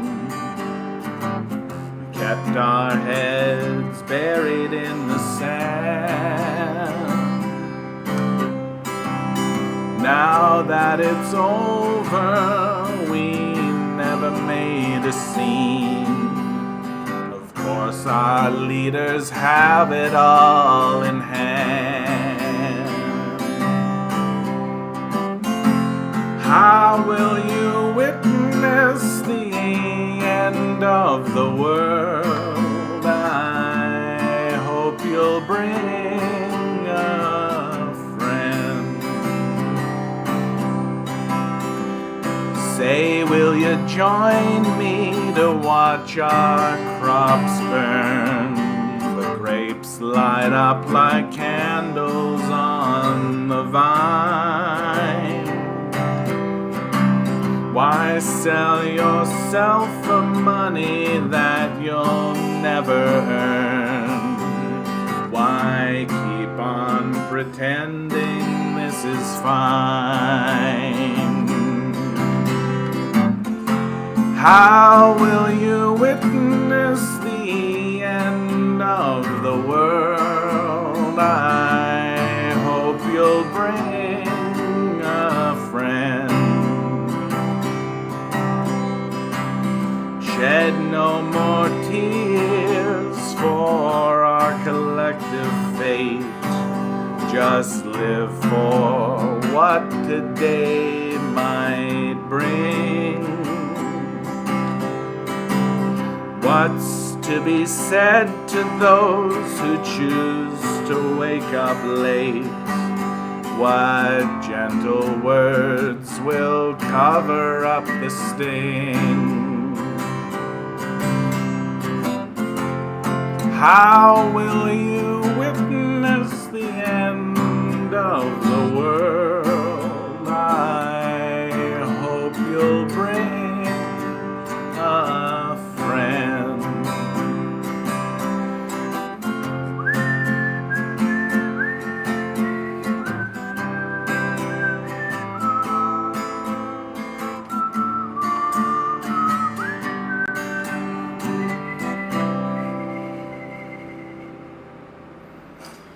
Kind of a tongue-in-cheek one right there. That's got a real like Fallout feel to it, you know. That's like you're watching a Fallout cartoon or a Fallout commercial for the video game Fallout. If you're not familiar, right? That's the kind of shit that they would do.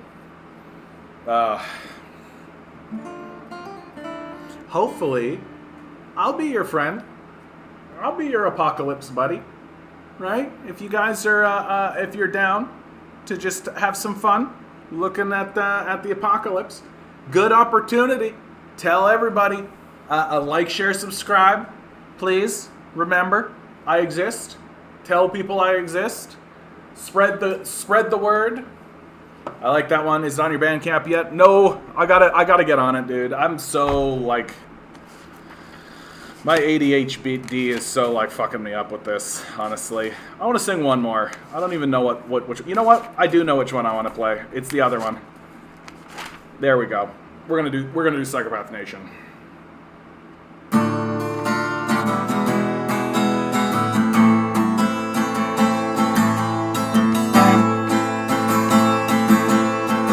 Burn yourself out for dollar bills. Kill your children for a few cheap thrills. You got a problem, well that's too bad. You're too tired to see you've been had, yeah.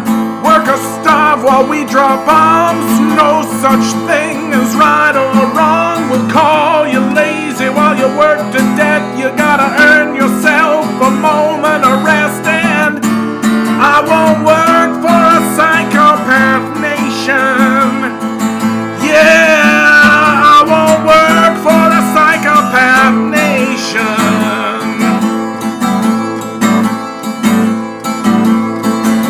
Burn those corpses so you can speed. Buy that garbage you don't need. We'll play the victim while you lose your grip. Why won't they work in the apocalypse? Yeah, retreat into your stupid lies. We'll act confused while your children die. Yeah, promise change, but act the same. Gaslight, deflect, and take no blame. And I won't work for a psychopath nation. Yeah, I won't work for a psychopath nation.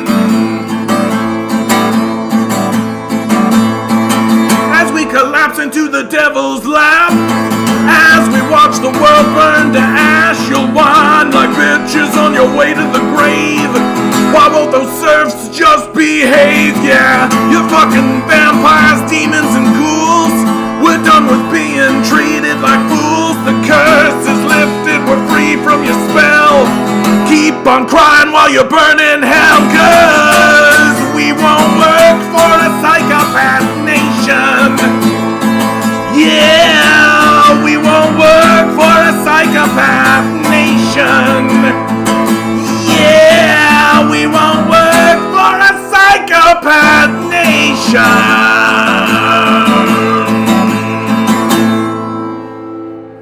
Yeah, psychopath nation, man. That's more or less my feeling. Like, I'm not gonna work for a psychopath nation. Like, what the fuck are you talking about? I was talking with, I don't even remember who I was talking to. And we got talking about this stuff, and they were like, you know, John, it's not all bad, right? Like, it's not as bad as, like, and then he, like, picked out of the air, as if it was just like, you know, it's not as bad as, like, when they were doing guillotines and stuff. And I looked straight at him, and I was like, dude, if we were guillotining rich people right now, I would be working my ass off for that society. I would be like, what can I do? Can I help you? What can I do? What can I do? What? If we were actually, like, punishing rich people for their overt and obvious crimes that are overt and obvious. Like, these guys are psychos. Like, they're literally pedophiles. Like, I don't know what we need to see at this point. Like, I genuinely don't know what we need to see. Yeah, you got the UN warns of total social collapse due to breaching of planetary boundaries. When the United Nations published its 2022 Global Assessment Report on Disaster Risk Reduction in May, the world's attention was on its grim verdict that the world was experiencing an accelerating trend of natural disasters and economic crises. But not a single media outlet picked up on the biggest issue, the increasing probability of civilizational collapse.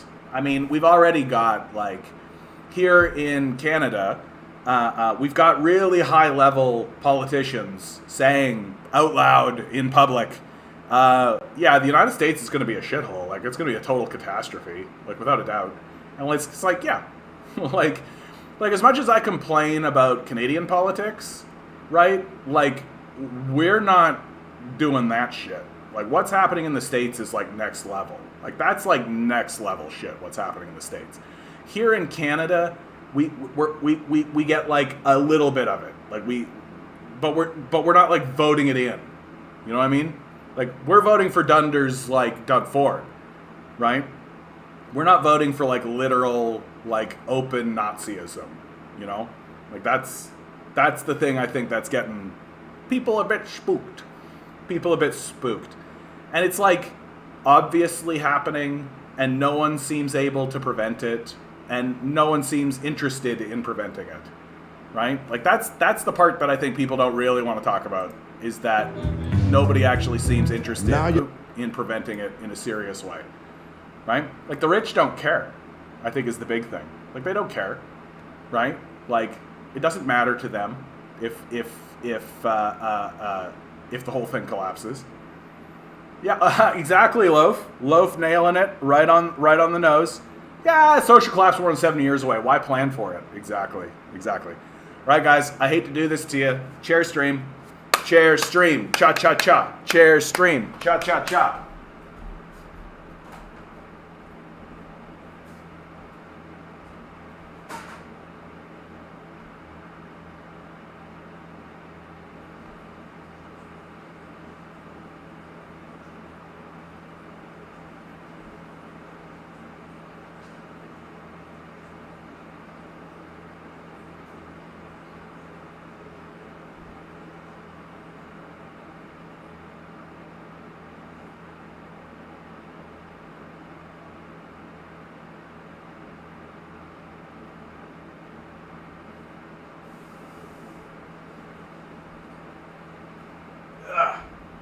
Sorry about that, guys. Chair, you can't say that. That's inappropriate.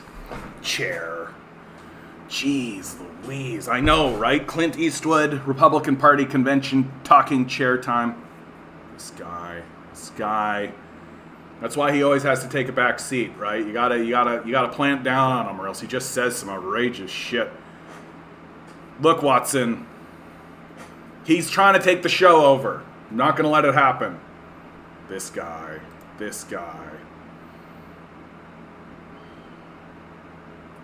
Like, I don't even know what to say anymore about this, like, ODSP stuff. Like, if I think the thing that stuns me the most is that, like, it's like a total slam dunk for any politician to, like, be like, oh, ODSP isn't paying the bills, these people are disabled, I'm gonna increase the amount of funding that people get on ODSP.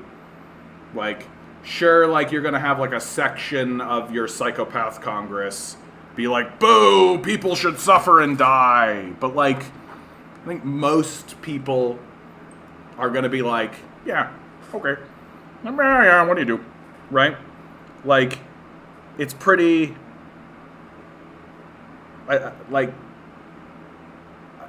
what is the mindset of a person who literally is just like, no, I refuse to help even the disabled, right? Like, even the, like, disabled people. And, like, Ford's a special kind of, like, dim-witted idiot, right? Just like a dim-witted, but, like, If anything gives lie to the individualism argument, it's disabled people, right? And you can tell.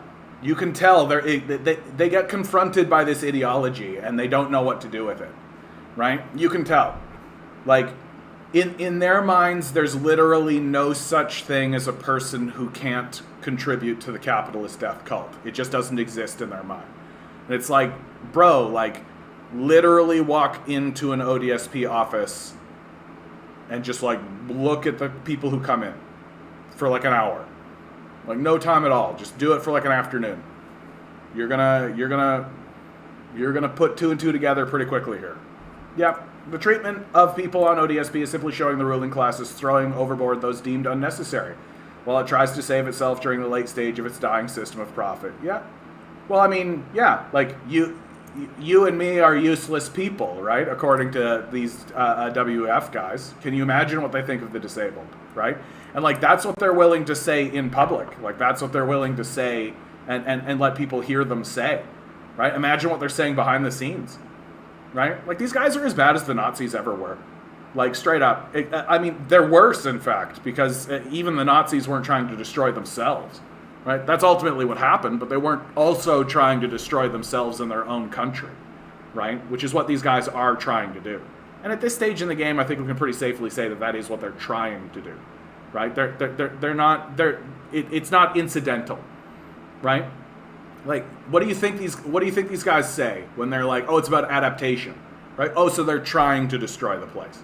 They're not interested in actually confronting the issue. They're not interested in actually, like, creating a war economy in order to confront it.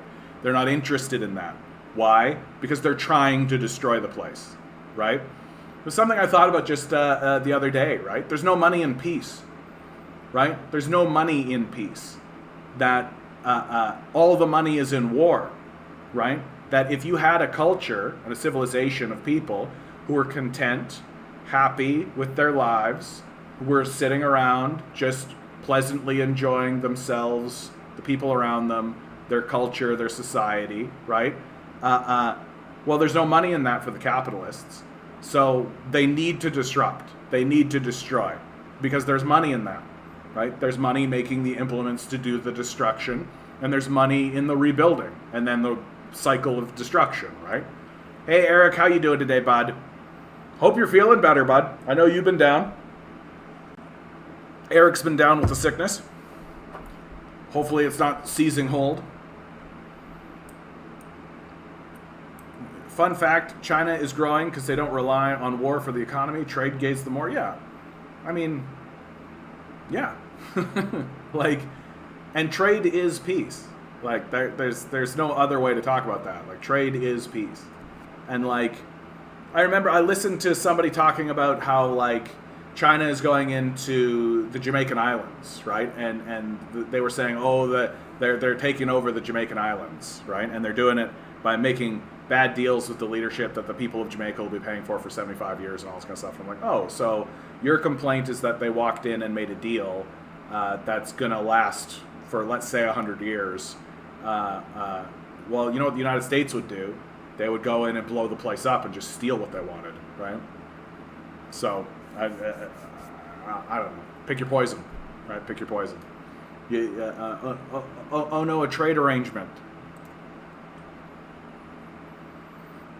Meanwhile, of course, right, several hundred jobs for Ontario education workers set to be eliminated after the election.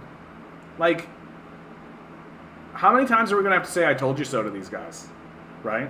Like it's going to be really bad, eh? Like, it's going to be really, really bad. Like, they're already setting up to privatize ODSP and privatize a lot of this stuff, and the privatization effort that happens, like. Already, if you get blood work done here in Ontario, that's no longer covered by OHIP, right? So they're already privatizing sectors of it. They're already making all of this stuff harder for people to attain and get a hold of, right? Ooh, the good news, my life is not getting worse, but it's not getting better. I learned today that I'm not able to drive at all because of COVID, and there's a 20-point drop in your blood pressure when you stand. Shit, dude, that's not insignificant. So every time you stand, it's like a light show, eh? Holy cow. Yeah, don't need much education to serve forward as eggs. Yep, you just need to know how to show up on time, that's all. That's all. Right? Like, this is what I'm talking about when I'm like, stop participating in this. Like, it's a project of abandonment. There's no other way to describe it. Like, it's a systematic decision to abandon huge segments of the population, and it's destroying the economy, right? Like, you can't have an economy under these terms, right? Like, unless the only economy you care about are the rich people, right? If that's all you care about, but then you don't get your servants. Why? Because you're not willing to pay them, right? So, like, oh yeah, the education system, it's getting worse, obviously, because, like, the whole purpose of it is to just ensure you have an ignorant populace, right? You really hyper focus on, like, the nation building of Canada and the United States, and just ignore the rest of it, right? Make sure people don't know. Like, what do you think this whole, like, banning critical race theory from schools is all about, right? It's just an effort to make sure that people don't understand the actual history of how any of this works, right? Like, for many of us, like, for someone like me, it's not until you encounter something like Howard Zinn's The People's History of the United States that you're like, oh shit, there was like this image of, like, us peacefully coming in and working with First Nations people is total fucking bullshit. Like, it's total fucking bullshit. That these lands were outright stolen in like a huge conquest, and, like, here in Canada and North America, it was actually lighter than what happened in South America, right? In South America, it was outright just like a purge. It was like a gold rush of devastation and destruction what happened in South America.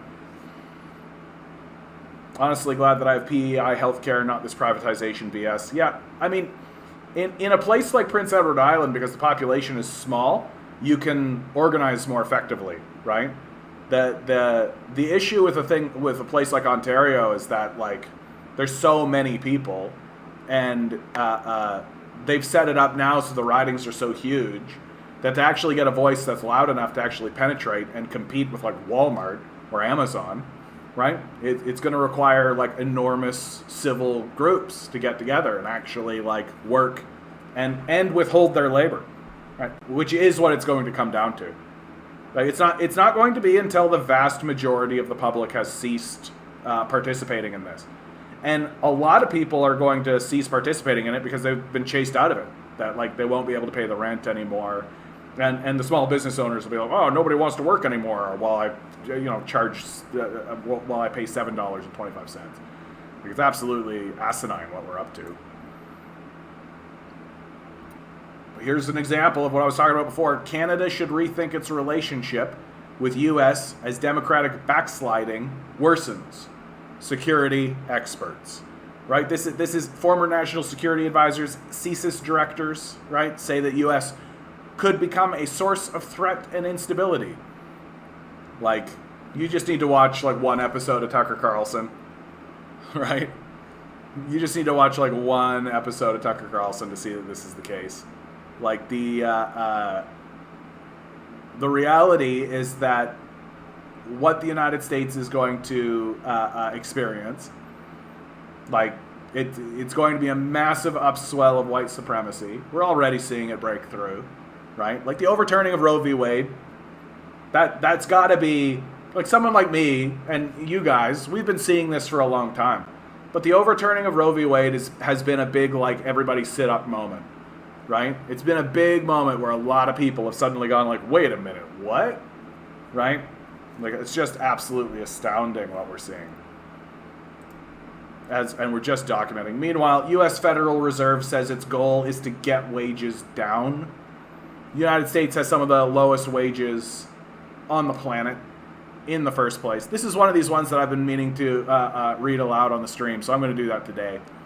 U.S. Federal Reserve Chairman, the chairman of the U.S. Federal Reserve, Jerome Powell, said his goal is to get wages down.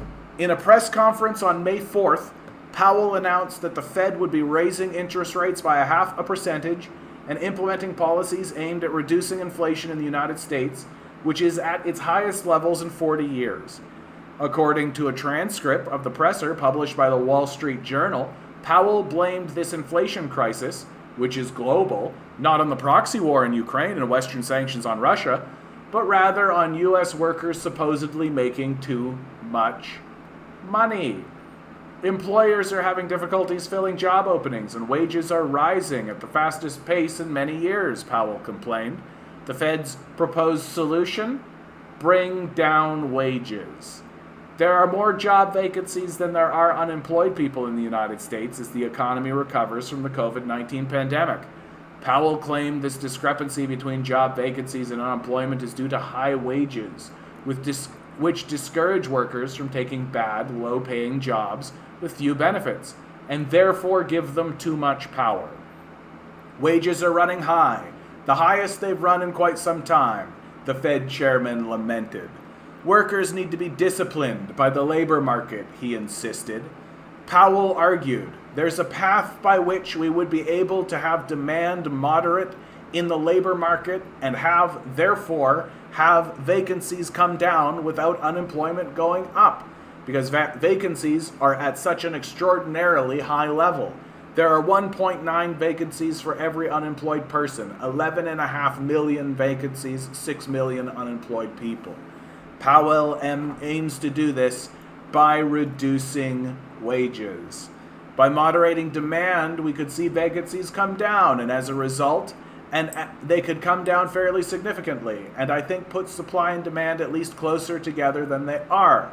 And that would give us a chance to have to get inflation, to get wages down, and then inflation down without having to slow the economy and have a recession, and have unemployment rise materially. So there's a path to that, he said. These guys are fucking clueless, eh? Like, these guys are absolutely deluded. Like, we're talking like Nero with the fiddle level delusion at this stage. The Federal Reserve Chairman did concede that these wages are to some extent being eaten up by inflation, but Powell blamed that rising inflation on increasing wages, which economist Michael Hudson says is an example of ridiculous junk economics.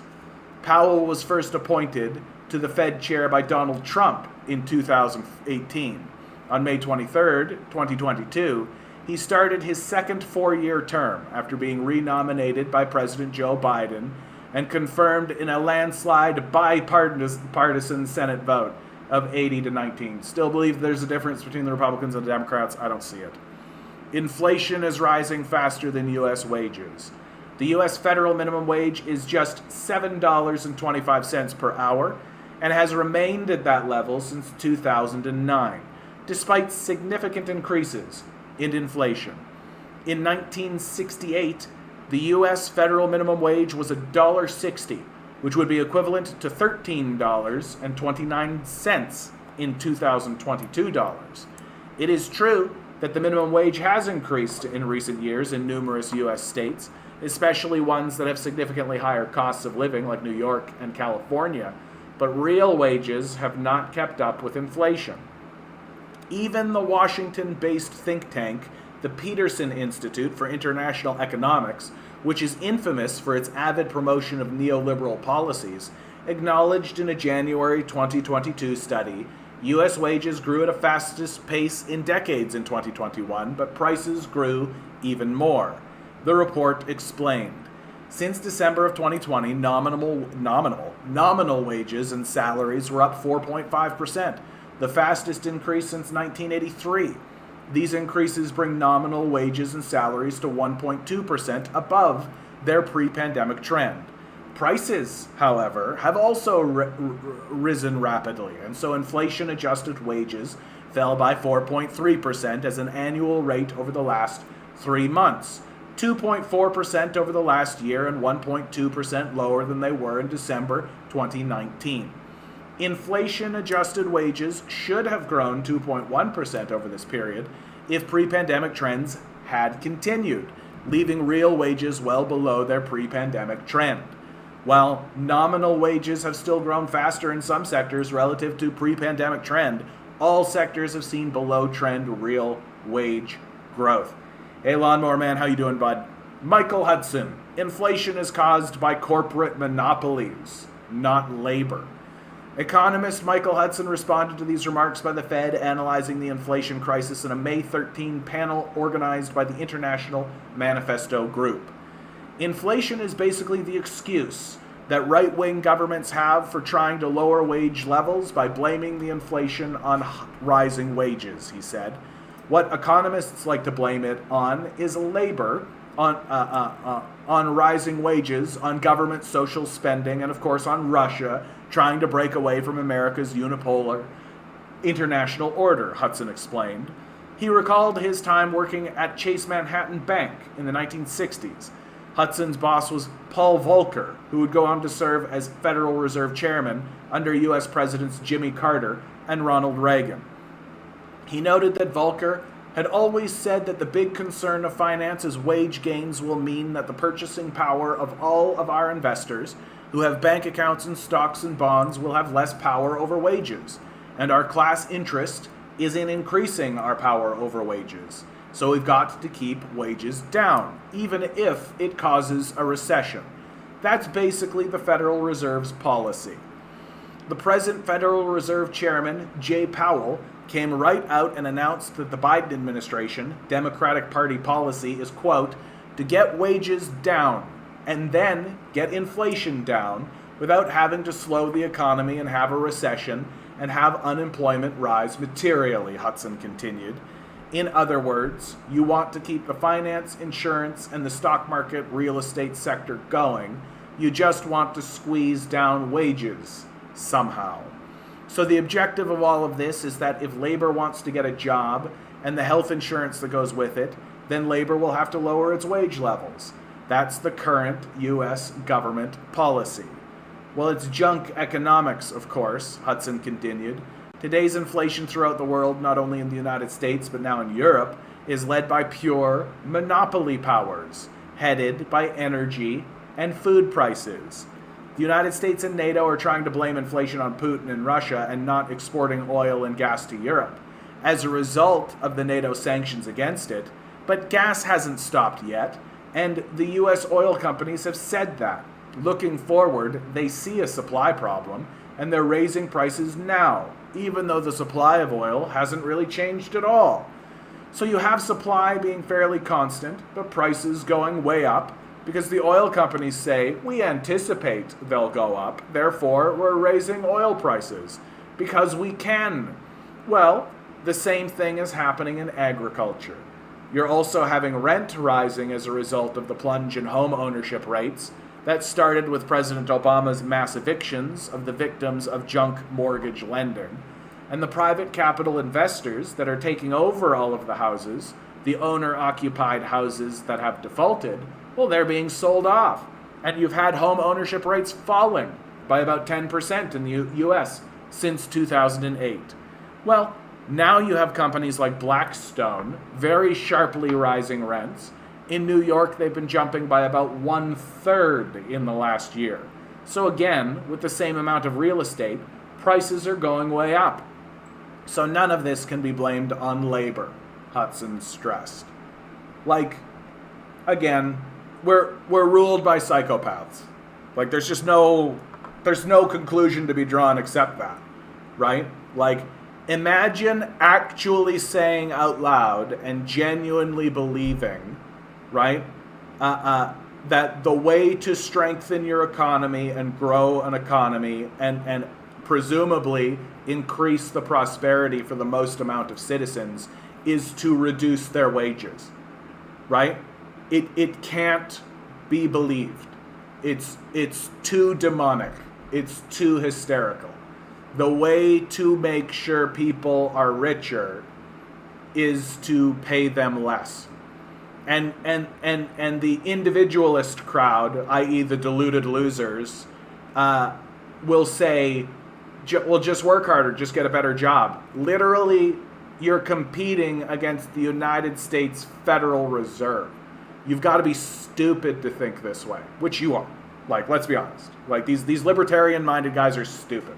There's just no other way to describe it anymore. You have to be literally illiterate and unintelligent to actually think this way. anymore. You've got major. You've got the president's office, the Congress, the Senate, the United States Federal Reserve working against you. But yeah, the thing to do, the real responsibility is you as an individual, right? Like this, it's time to call it for what it is. It's gaslighting, right? It's a bully sitting on your chest, grabbing your fist and punching you with it, saying, stop hitting yourself. That's what's happening right now.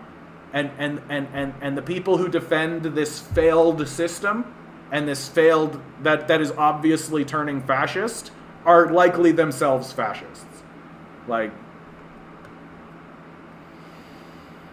inflation is caused by two reasons: oversupply of money in the economy and the velocity of that money in the economy. Who received all the cash over the last few years? Yeah, it turns out that there's monopolies, right? Who knew? It's amazing how monopolies don't feature in the libertarian mindset.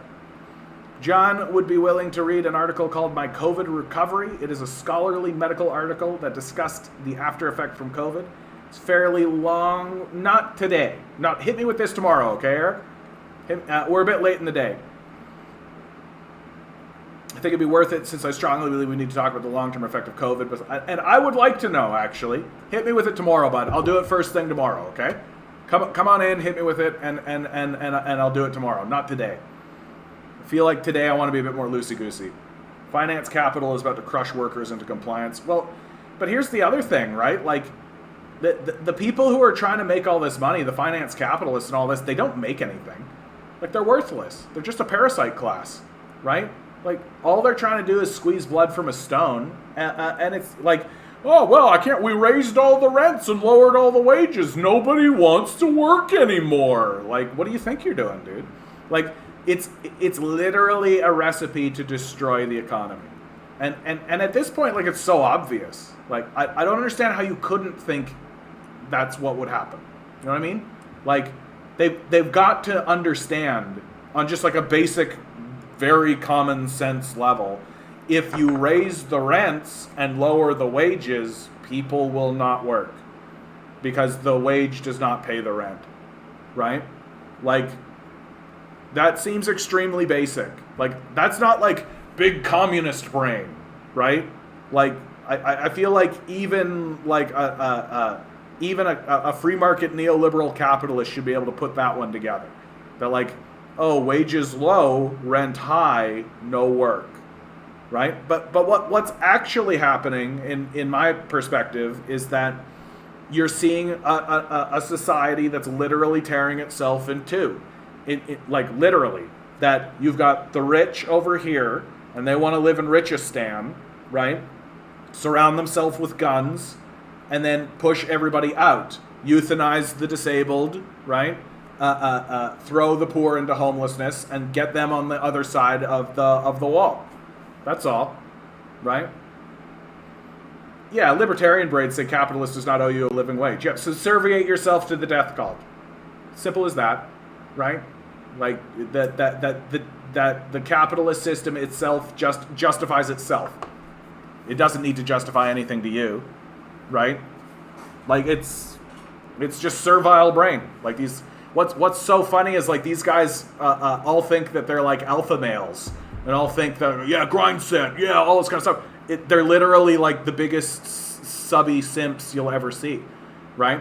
Like, all they are just simping to the strongest ape in the room. That's it, right? Which is why you don't need to respect them, because they don't respect themselves, right? Like, their entire worldview is subserviate yourself to dominance. That's it. Just subserviate yourself, right? Like, that's what you should say to people who say, like, get a job. Yeah, subserviate yourself, right? Like, just be a simp. Just simp yourself. That's it. Like, it's base prostitution, right? Like, don't anger the person who's got the whip. That's all. Yeah, good to see Andrew. Wow, even the title of this article, they just want to get wages down. Like, what the fuck? Our economy is stupid. Yeah, it's not. It doesn't work. It simply doesn't work. Like, and it's pretty, like, it's pretty staggering. Like, they have to know it's not going to work.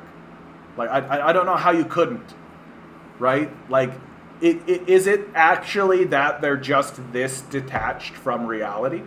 Is that all it is? Or do they actually understand that it's not going to work, and they're just abandoning people on purpose, right? Like, that's the question to me, right? Like, are they evil or stupid? Because there's no other position, right? Like, they're obviously unintelligent, right? Like literally they're standing in front of us saying like 2 + 2 = cucumber. Like, that's literally what they're doing. No, but that's the thing, Watson. It doesn't work for those at the top, right? Like, money isn't real. Like, that's the thing that's so astounding about this whole thing, right? It's like, literally, like, their entire objective is to just get numbers high in an account somewhere.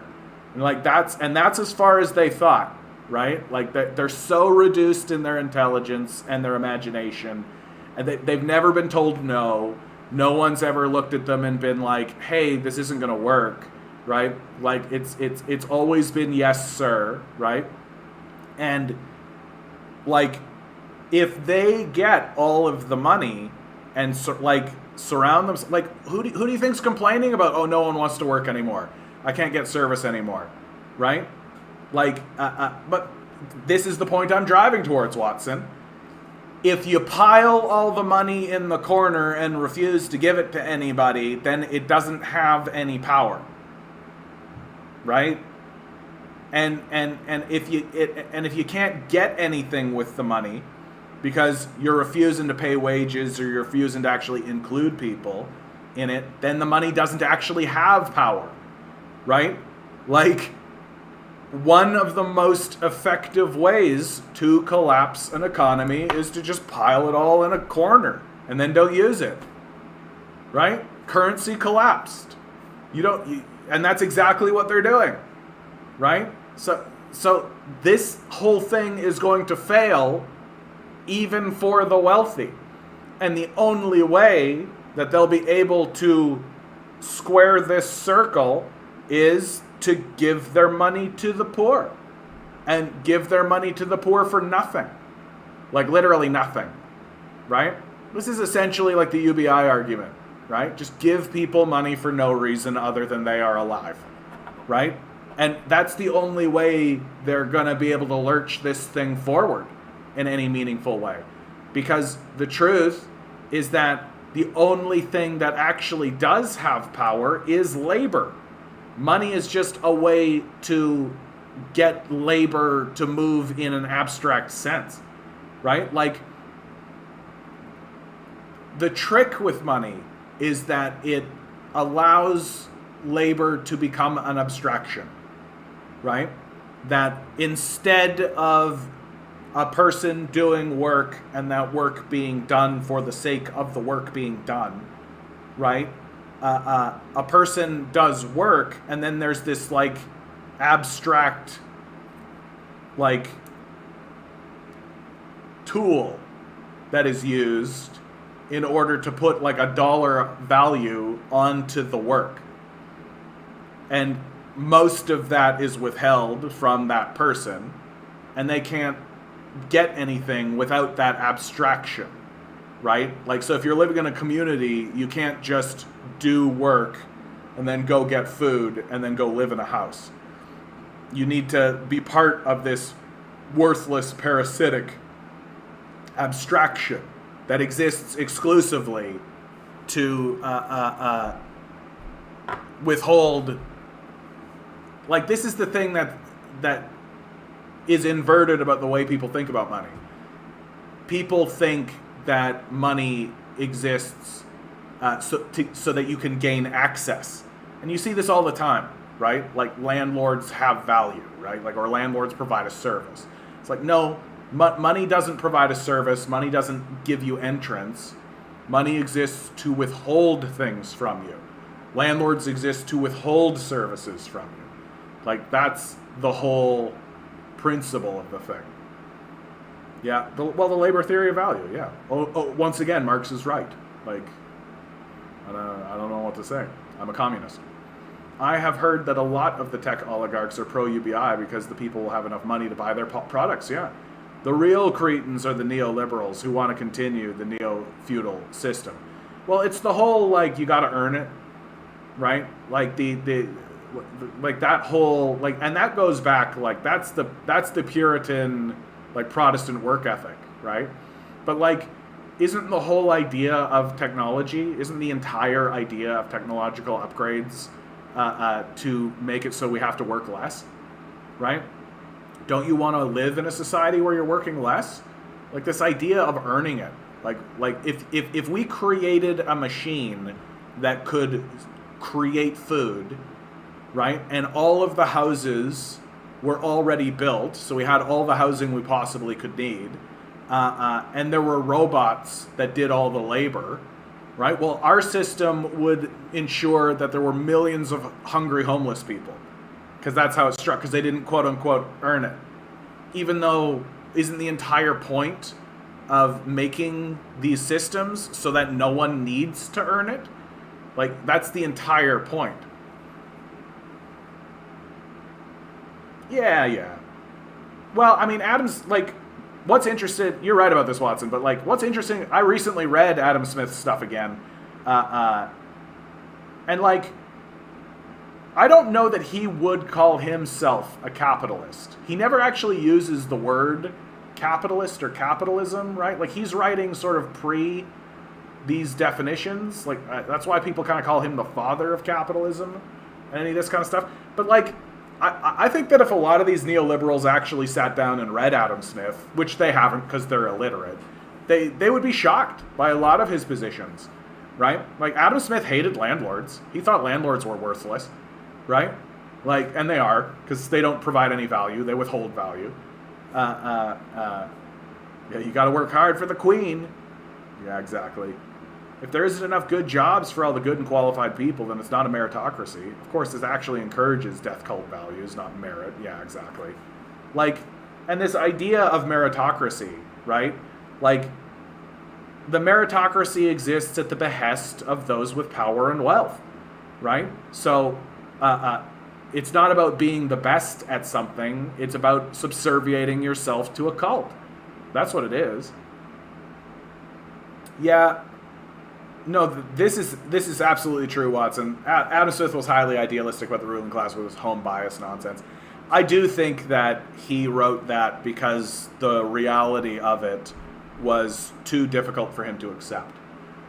That's the hidden hand of the market is God, according to Adam Smith. No, Adam Smith. Again, this is something that people misattribute in Adam Smith's writing. Right, the free, and this tells you exactly, like, these neoliberals are illiterate. They don't know anything, like, literally zero. If somebody is standing up and freely saying, "Hi, I'm a neoliberal," then they're worse than illiterate, because at least an illiterate person understands that they're illiterate, right? Like, if you've never read economics textbooks or anything, you've never really involved yourself in the process, and you get into an economics conversation as an illiterate person, you're probably going to be like, "I don't really know anything about the subject." Really, right? If you're illiterate. So neoliberals are worse than illiterate because they think that they know something and they don't. And for goodness sakes. But no, Adam Smith, in his writings, he uses the invisible hand of the market as a pejorative, as a negative. That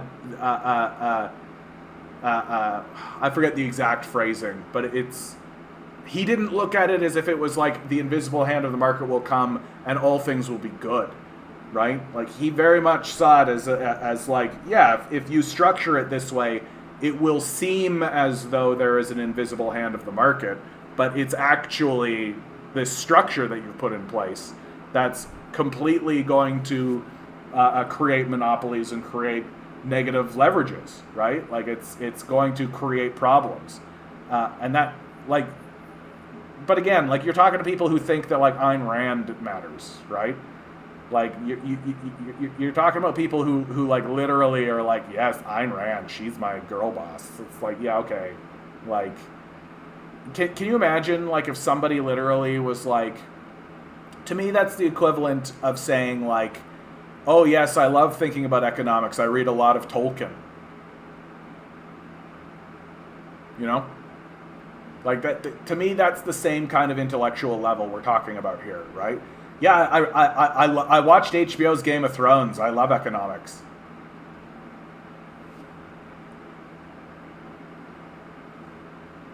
Near as I can tell, the Austrian school are basically just Nazis. Like, they're literally just trying to find ways to euthanize poor people. Like, and call it a science. That's all.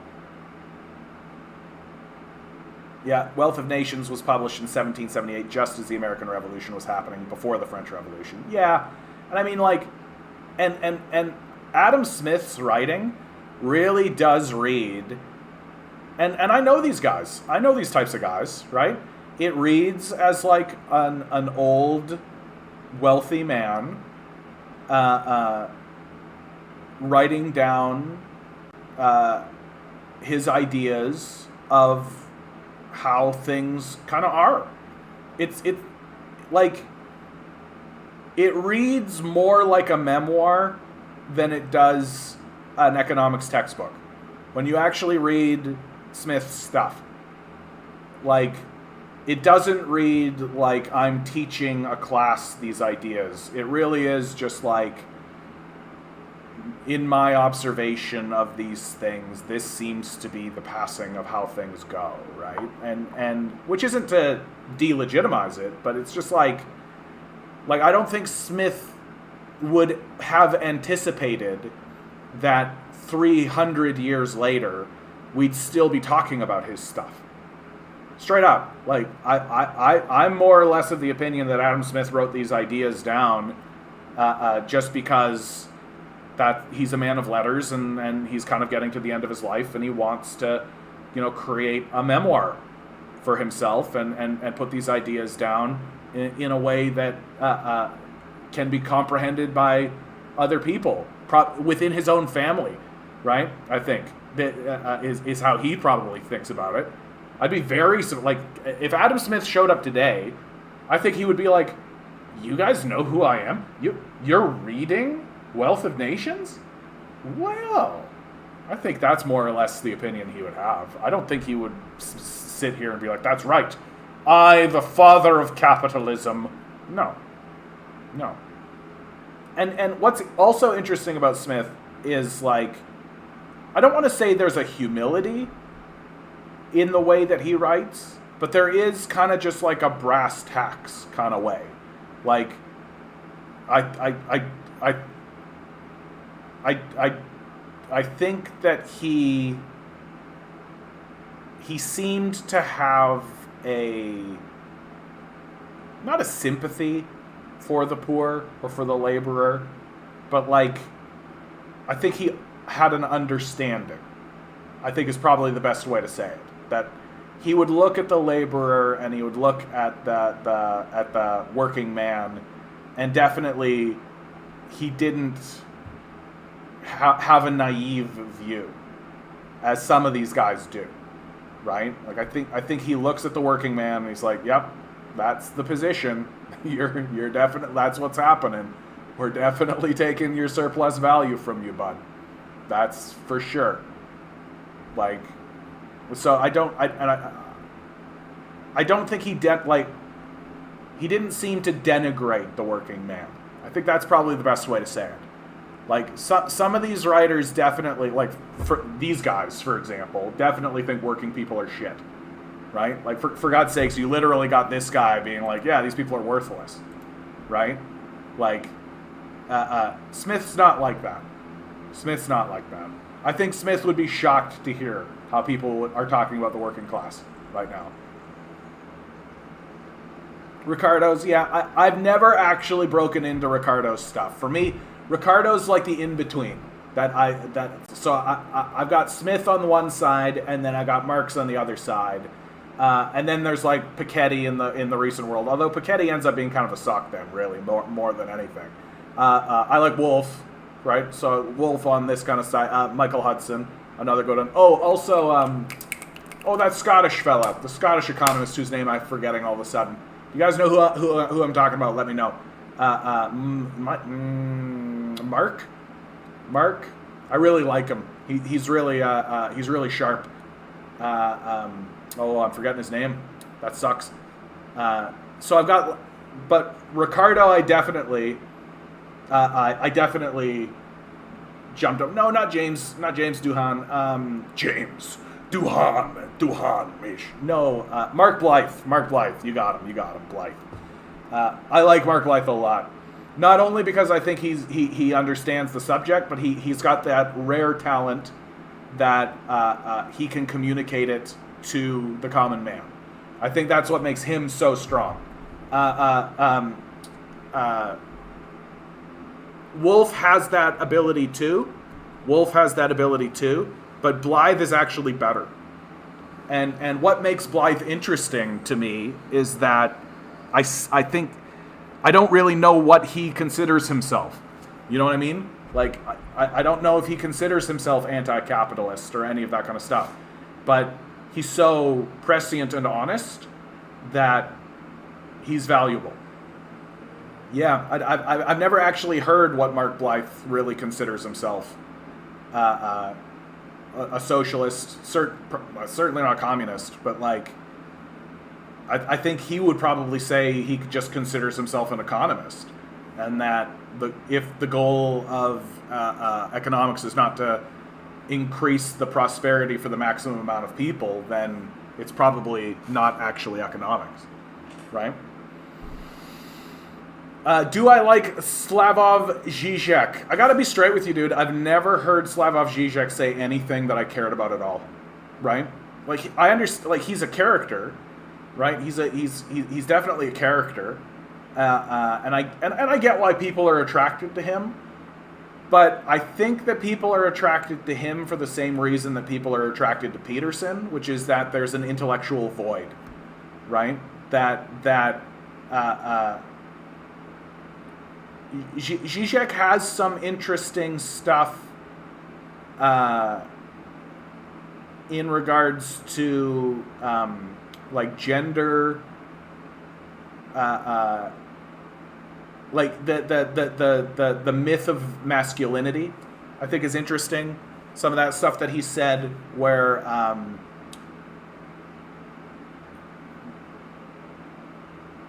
I'm just thinking about it because I don't remember exactly what the point was, because I don't really go too far down the gender line that much. I understand why people do, and they're better at it than I am by a lot.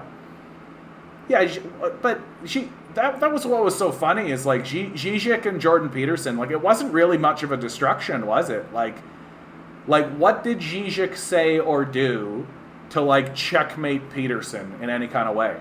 If anything, it was just Peterson displaying his inability to understand the subject matter. Like, to me, it was way less Zizek like dunking on Peterson in a significant way, and more just Peterson showing that he's not up to the task. That's all. Like, if it was about auto mechanics, right? If it was just like auto mechanics, right? And an auto mechanic showed up and the other guy was not an auto mechanic, and then the job was to be like, yeah, this is how an engine works, right? Suck, squeeze, bang, blow, right? Like, those are the steps, right? And the other guy doesn't know how an engine works. Well, the other guy's going to look like an idiot. And the guy that knows how an engine works is gonna look good. And so it's less that the guy dunked on him, and more that it's just like, yeah, I know how an engine works, and this guy doesn't. And that's all. Oh, that's true. That was actually an interesting moment. You're right, Watson. You're right. That is a fair thing to say. Like, like, who are these postmodern, like, who are these cultural Marxists? Who are they? Who are these people you're talking about? And Peterson had nothing. You're right. That was actually a pretty key moment, because it's like Peterson lives in a dream world, right? He lives in a dream world. It's the only way that he can maintain his position. with any credibility whatsoever.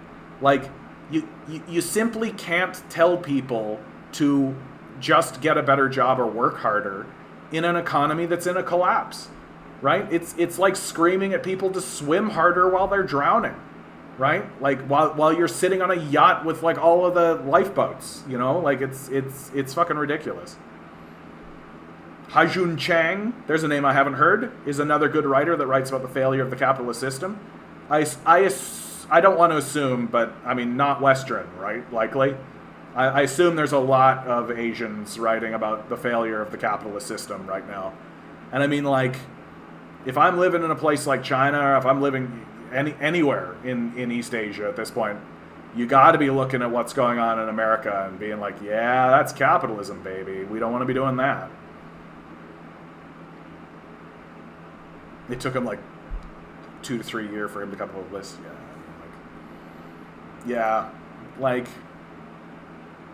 And I mean, to me, like, the fact that Peterson refuses to debate someone like Wolf, like, if you wanted to see a true dunking,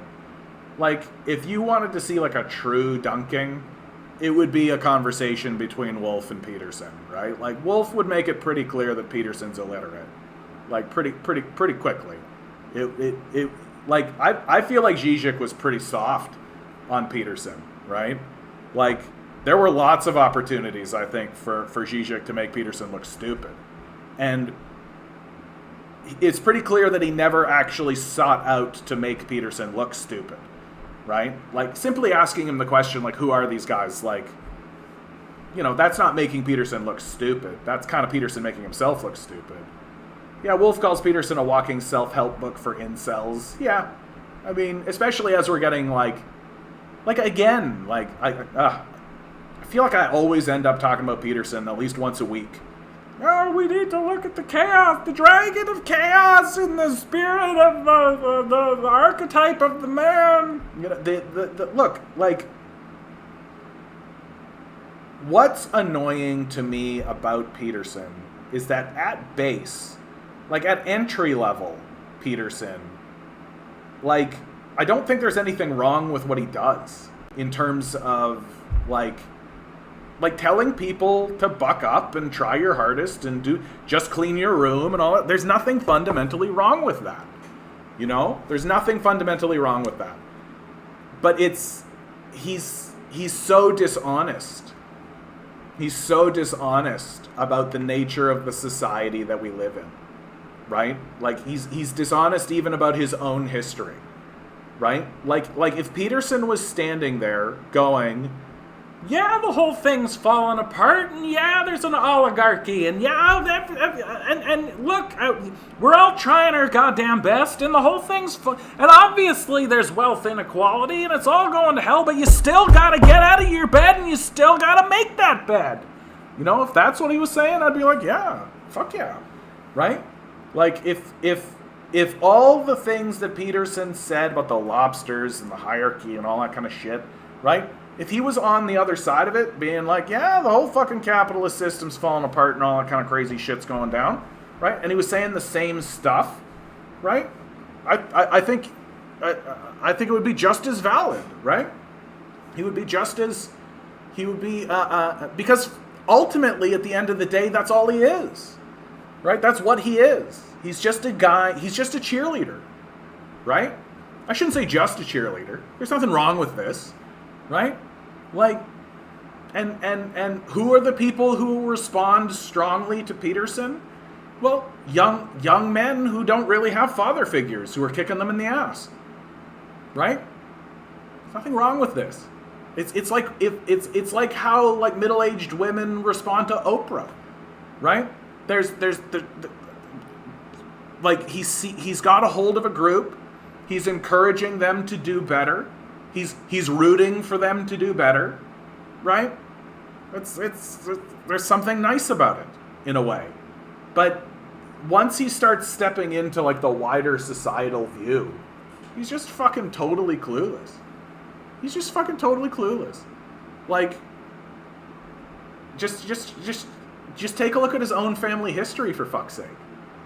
Like, for real. Like, take a look at his own fucking family history, for God's sakes. right? His family are Alberta ranchers, okay? So that means very likely, like, I understand that it's not 100%, so maybe I'm talking on my ass, but it's extremely likely that his family comes over to Canada and benefits greatly from the Canada Dominion Act. Servo more! Don't know if I've ever seen you here, bud. Good to see you. Good to see you. His family benefits greatly from the Canada Dominion Act, right? And the Canada Dominion Act is literally like 300 acres of free land just given to whites, right? Given to British people, right? Just 'cause. Here you are, right? Like,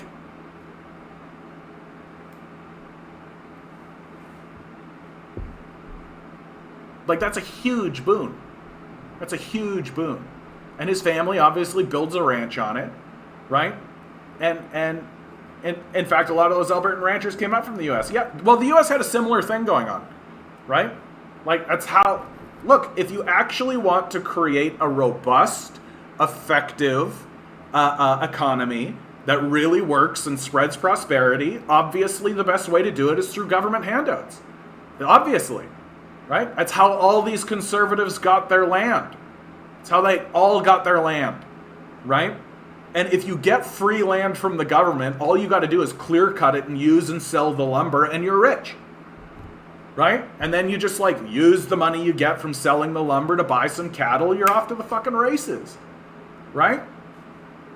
Like, why do you think there were all these like cattle ranching herders and like moving cattle across America, right? Like, yeah, the forced displacement and the genocide. Yeah, I shouldn't say it like that. Sorry, I'm in a silly mood. No, but it's true. Like, that's how it worked. We forced the First Nations people off the land, right? And of course, who was doing all the building? Well, it was slaves, right? That's who actually built everything. Like, it wasn't white people, right? It was the slaves.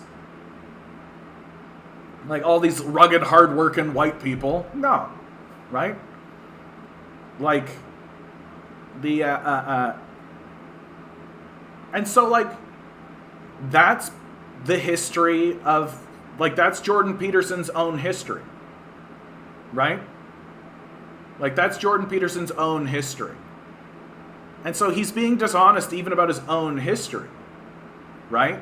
That, like, he talks this big game about, oh, it's a meritocracy and you got to put in your work, and clearly the person who does the most work is the person who gets the most benefit. Well, no, bro. Like, clearly the person who was born at the right time to get 300 acres of free land given to them by the government, like, that person's going to be better off than a person who doesn't get that. Like, that seems pretty rudimentary. Like, that seems pretty basic. But if you exclude that from the way you think about the world, and you just pretend as though everyone is born on a cattle ranch with like 1,000 head of cattle, and you just pretend that everybody got to go to university for almost nothing, right? You just pretend that everybody got the same benefits. You pretend that everybody was born into a society that had structured itself to guarantee the prosperity of the generation, right? And you just ignore the fact that that generation that has benefited from that intentional spread of prosperity into the populace then turned around and withheld that prosperity from huge sections of the populace. If you just pretend like that didn't happen, then you can say what you like. And he does. Right? You can stand there and be like, it's a hierarchy and a meritocracy, and you just need to work hard and you'll get to the top of it. And the people who work the hardest do the best. You can say that kind of dumb shit and sound credible to 12-year-olds, right? And teenagers, right? You know, just other clueless rubes. Because you're too, if you're saying that shit, then you're very stupid. Like, obviously. Like, that's the thing that's so funny, is like, people are like, wow, Peterson, he's so smart.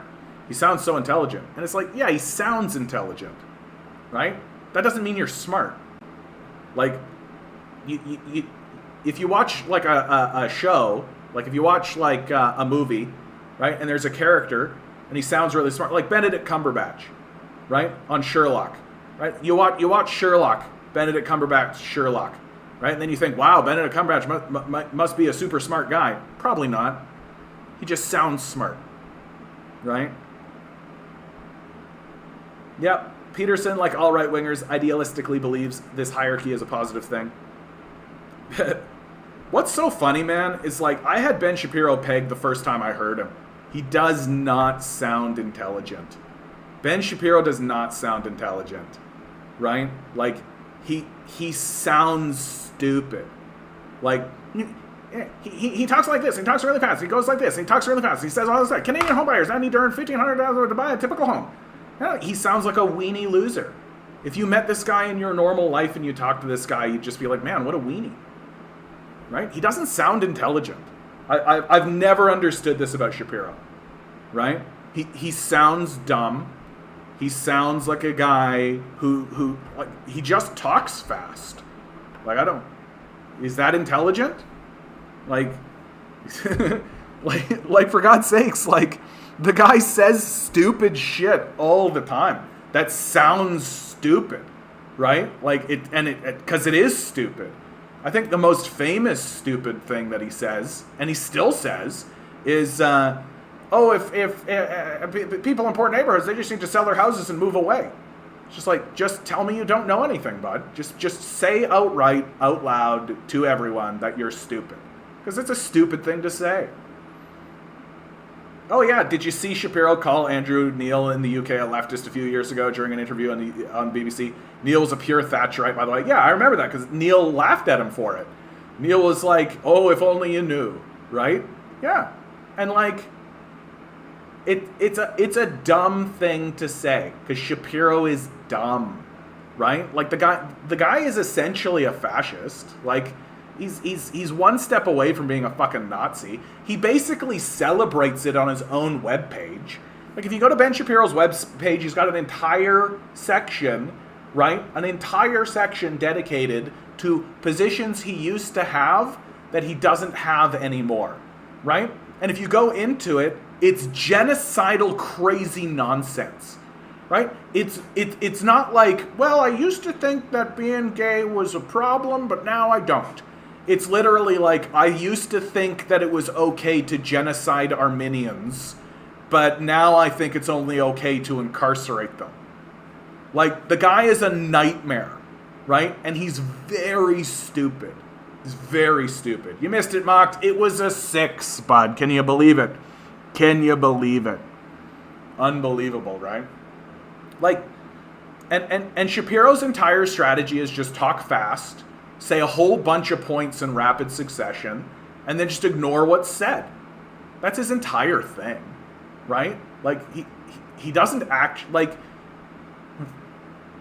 here's the case in point. Just here's the thing. If you want to see exactly how unintelligent Ben Shapiro is, just watch his interview with Joe Rogan, right? Just watch his interview with Joe Rogan. Joe Rogan, who is not a smart guy, like straight up, like Rogan's smart enough, right? But he's not a smart guy, right? Rogan is checkmating this guy, right? Like, Peterson's only smart to stupid people. And he only sounds smart because he talks fast and he's got a little weenie voice. But he's not, like, I've never heard him say anything that made me go, oh, that's an interesting point. Or, wow, what an interesting perspective. Like, he's obviously a little kid who was born rich, got everything given to him by his daddy, and thinks that he's the greatest, that he ascended this meritocracy when all he's ever done is just say, thank you, daddy. That's it. That's his whole life. And that's all he'll ever be.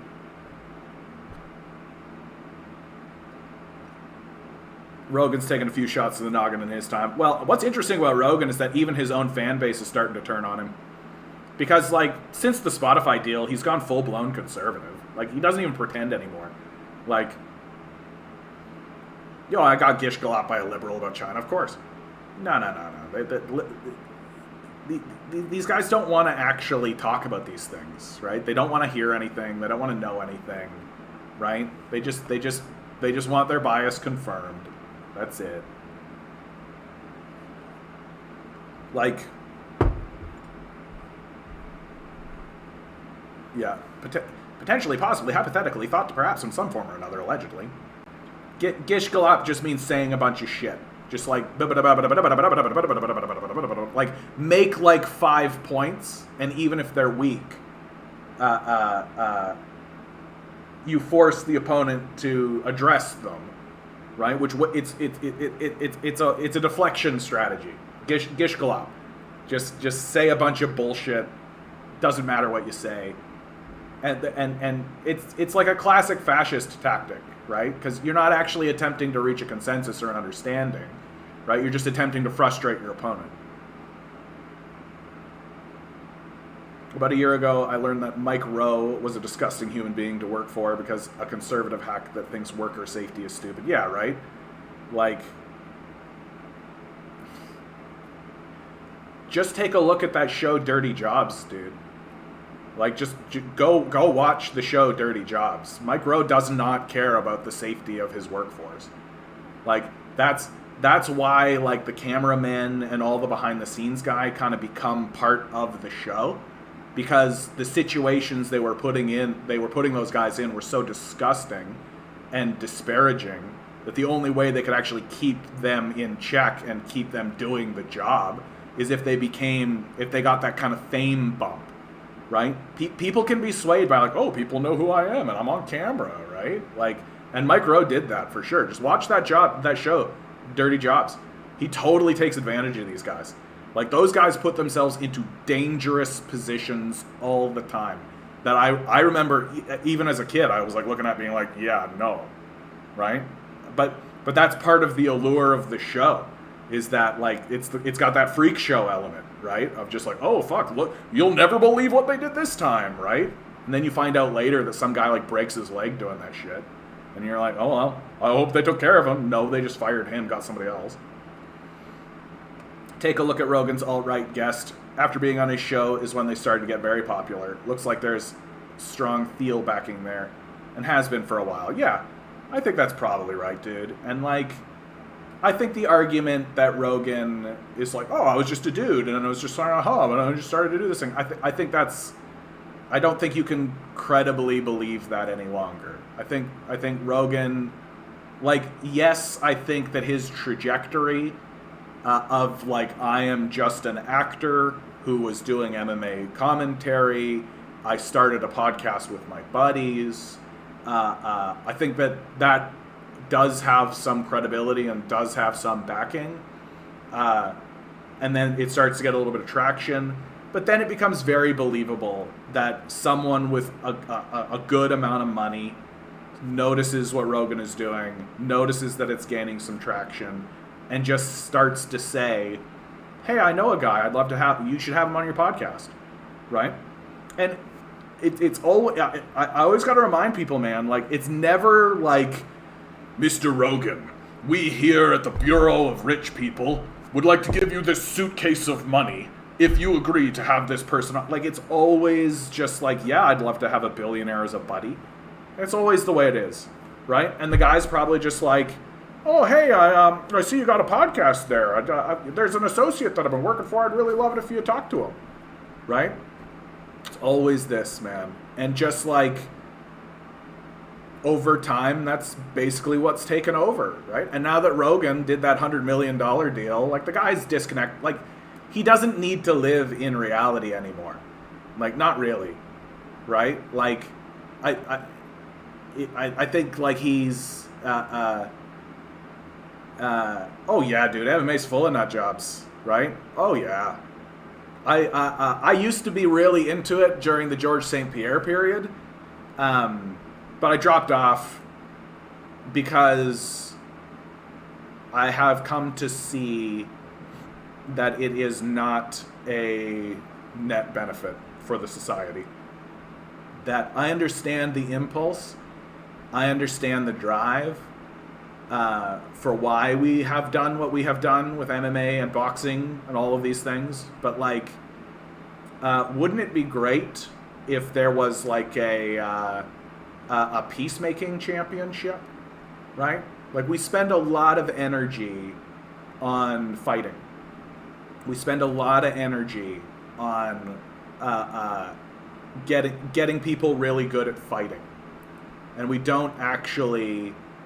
And for a little while, I did believe in this sort of narrative of like, no, it's like it's martial arts and it's there's discipline, people testing their mettle, all that kind of stuff. But really, what you're just doing is getting really good at fighting. That's all, right? And you're creating like a whole culture around it in order to try to give it some dignity and some grace.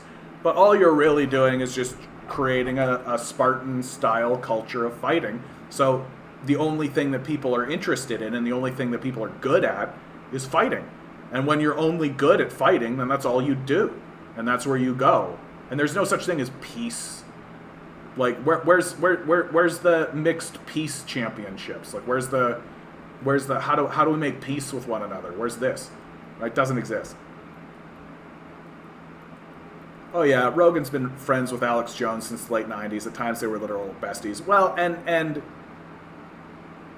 I've heard Rogan talk about Alex Jones, and I think that his perspective of Jones is actually fairly accurate, which is that like they were in the comedy scene together, and they were kind of actors together, and they were both kind of in the same circles. And I can see why Rogan would be friends with Jones. Jones is crazy, and Rogan loves that shit.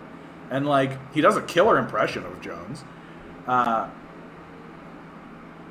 like, I just feel like, I mean, and more, my suspicions about Alex Jones is that he's literal CIA, right? And, like, let's be straight, man. Like, Rogan keeps bringing on CIA agents onto his show. Like, literal CIA agents, right? A former CIA, yeah. That Mike Baker guy, right? We're certainly a long way from Ali being a conscientious objector, for sure. No, for sure, man. Like, all the MMA, like, there's no conscientious objector. There's none of that shit happening. And in my view, the mixed martial arts stuff is just fueling the zeitgeist, right? It's just fueling the zeitgeist. It's making, I shouldn't say it's making people, but it's definitely, like, the violence has taken a place of prominence. That oh yeah, War Machine, that's a brutal story, dude. John Copenhagen's story is fucking brutal. Really brutal. This was a guy who, he gets on like The Ultimate Fighter, and he's obviously fucked up. Like, he's got some pretty major mental issues going on. And he ends up in a relationship with a porn star by the name of Christy Mack, and he ends up beating the shit out of her. Just one night, literally, like, beating her to like an inch of her life. Ends up going to jail for it. And it's like, it's so bad that there's like no comeback tale for this guy. Like, it's over for him. And then that's when I don't know anything else about him since then, but like, it's not human cockfighting, because while it's argued that poor people have a little choice, the choice is there. I don't think the birds are choosing to fight. Yeah. I am just seeing like the culture of violence, you know? I think that's really what it is that like we're not putting that energy into intellect. We're not putting it into cleverness, resourcefulness, right? We're fundamentally putting it into violence, and the same amount of energy that we're putting into like enjoying, like, we're feeding the violent monster, right? And I feel like it's the same energy that's feeding into MMA is also feeding into the war machine, right? that the same people that are going to like a mixed martial arts thing and being like, yeah, are also looking at the wars that we're doing overseas and going, yeah, right? It's the same energy. It's the same thing. It's the same vibe. And you can try to create around it this aura of dignity to dignify it and to normalize these guys and to do all that kind of stuff. But that's not much different than what happens to soldiers, right? The glorification and the myth making and all this sort of stuff, right? And no one's debating that these guys are like tough as nails and putting in the work and all that kind of stuff, but like putting in the work to do what, right? Putting in the work to fuck each other up, to do major damage to one another, right? And like, and I'm not convinced that this is good for us to do. I'm not convinced that I'm not convinced that it's healthy, right? I'm not convinced that it's a healthy thing to have in a society. That all of the excuse making that surrounds MMA about, oh, it's discipline and martial arts and oh, look at their strength and look at this kind of stuff. It's like, okay, why can't we have like discipline and like honor and dignity and all of this kind of stuff for peace? Like, where's the problem solving aspect of this? Where's the aspect that says we are all in it together, we're equals, and we're all collaborating in order to achieve an objective, right? No, it's about domination. It's about overpowering. It's about being a monster. It's about control, right? Like, those are the aspects that we are supposed to be respecting, right? We're supposed to respect that these guys got in there and went to war. Like, wow, what a war, right? We're supposed to think that war is our entertainment, right? Yeah, fun fact, Christian in the first 300 years of Christianity, they completely objected of this culture of violence. They were so against violence, they would refuse to serve in the Roman army. Most martial arts are about avoiding violence and only being violent when all else fails. Yeah, absolutely. And like and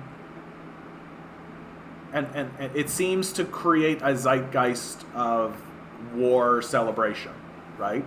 And increases the mythology of war, right? Because if the civilian population actually experienced war, that would be the end of war. Like, for real. Like, they would just need to experience it one time. But as I always say on this channel in regards to conservative types, right? Like, if it's happening to you, it's your problem, and if it's happening to me, it's everybody's problem, right? And it's like, being gay is wrong. Oh, my brother's gay? It's okay to be gay. It's that exact sort of thing, right?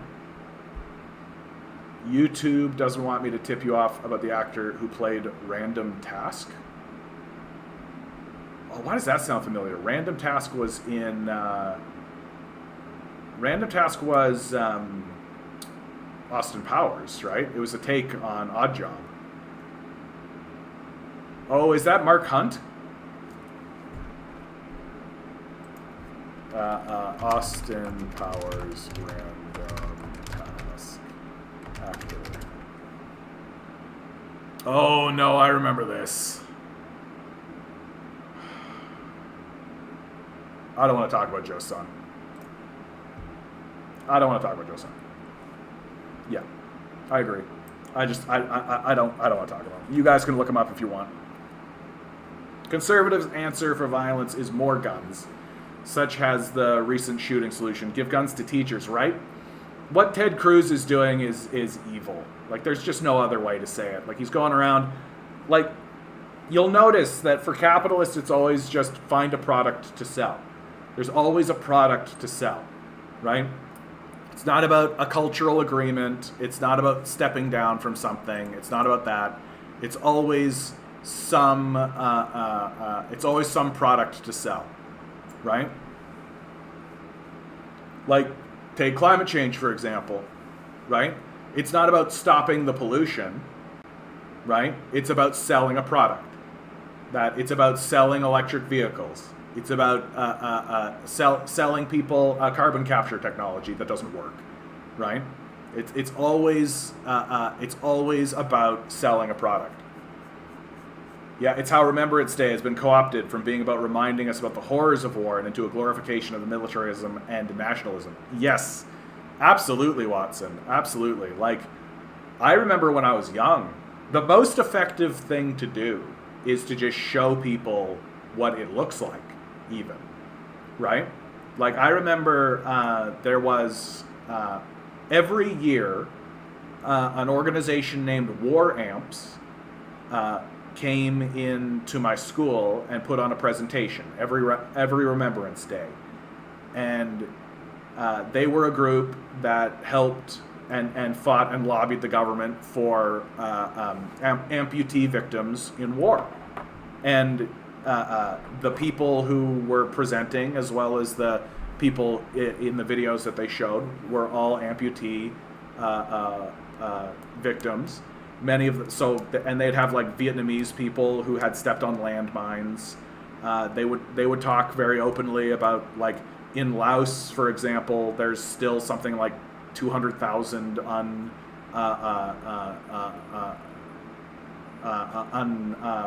set mines that you can just stumble into, right? They're still clearing out these fucking landmines from that fucking ridiculous bullshit. We used to be able to talk about World War II vets, but even more than that, like, I do think that there was still a culture of, like, showing people this shit, right? Showing them what it was. Like, and I remember I had a very sobering experience with, like, the very first, I think it was Call of Duty, right? Like, Call of Duty. And you could see that if you guys don't know, Call of Duty is a video game franchise that basically sets you in World War I, World War II, and then recent conflicts as it moves on, right? And initially you could see how the developers and the designers struggled with this idea that they didn't want to glorify this. And I remember the first iteration of it, they had you storm the beaches of Normandy, right? And I remember it being a very sobering experience for me as a young man. I remember I played that game, and of course, like, my background is like Doom, Wolfenstein, right? Just straight up, like, shoot some demons, kill some Nazis, right? But this was different. They very much did everything they could to capture the truth of, like, you know, you would see, like, a ship would roll up on the shore and it would just get gunned down. Those guys would just be dead. Your thing would open up and you're running. And, like, you gotta take cover. If you get out of cover, this gun's gonna fucking kick your ass. People are, like, screaming at you. And there was no spirit of, like, we're the great Americans coming to save the day. Like, that did not exist. It was very much like, you survive. You just survive. And it's literally just the dudes who are beside you. None of that, like, that kind of shit. And even the way the other NPCs and everyone were talking was very, like, it was a very sobering experience. And then as that franchise moved on, it became obvious pretty quickly, in fact. I think it was, like, literally the second or third iteration of it, that they were just like, USA, USA, Bravo Charlie Alpha, shoot the target. Yeah, America, fuck yeah. And it was disgusting. It was disgraceful. Like, it was disgraceful. I remember being quite shocked by it when it happened. Because it's like, it's one thing when you do that kind of shit in, like, a fantasy setting. Like, that's bad enough when you're doing it in, like, that kind of, like, you know, in Doom, you're, like, killing demons. And so it's like, it makes sense that you would, you know, you're in hell and you're killing demons. Like, fuck whatever, right? Like, so it makes sense that there's like kind of a glorification. You're like a Marine with armor and with like big fucking BFG cannons and shit, like plasma rifles and stuff. So it makes sense that there would be like a fantasy level glorification. But when I saw it happening with literally like World War II veterans, I was just like, this is gross. Like this is absolutely disgusting, because it insults everybody. There's no one it doesn't insult. It insults the veterans. It insults the people the veterans were fighting against. It insults the player. It insults the culture, all of the cultures. It insults everybody. It's insulting to everybody. And it creates this fantasy version of war that doesn't exist. That and even more disgusting than that, they use these video games as recruitment tools. And so what do you end up with? Invariably, you end up with a bunch of kids who think that what they're going to go do is this game Call of Duty that they've all been playing. And then when they get there, it's nothing like that. And a lot of these guys end up just fucking suiciding out because it's actually hell. Like, and not like Doom, like not the way that fucking Doom is hell. Like it's the psychological horror of war. Forget about it. Like, I've never been in a war zone. I've never experienced it. I've only entered it through my own imagination, right? No thanks. There's no glory there. There's no honor or dignity or victory. No one wins, right? There's only survivors. There's only survivors.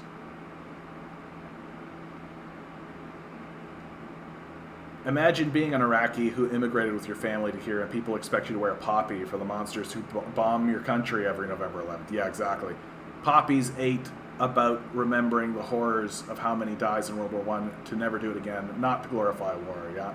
Yeah, that's just it, right? Like, never forget. That was the line, never forget. I even remember the song that the war amps were, never again take arms against a brother. Never again take a life without knowing why. Never again stand by to see another mother lose a brother. Something like that. Never again.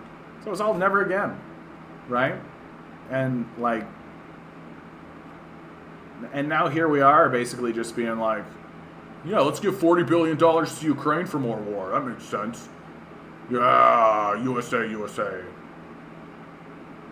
Look at the issues of EV and then relook at the supposed green growth revolution. Yeah, China's new massive cities, skyscrapers, all the trains. How's that going to be maintained in a post-carbon world? Yeah.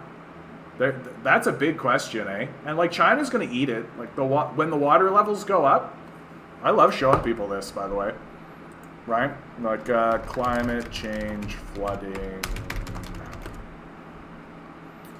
Is it this one? Yeah, this one gets the job done, right?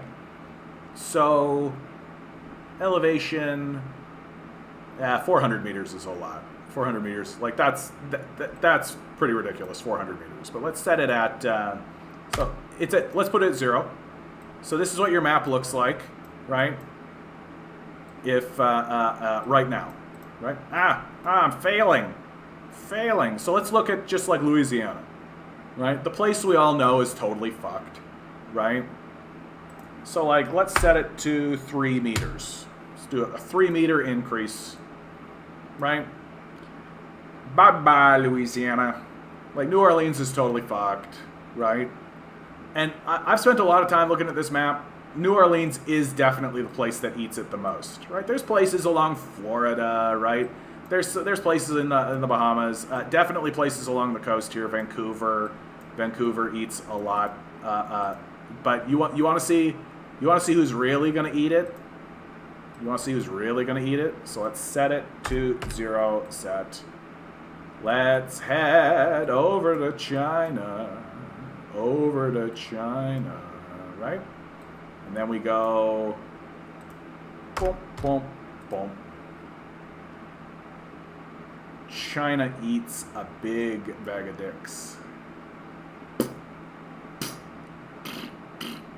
And that's all along the coast. These are major cities. These are like hundreds of millions of people live here. Like Hanoi.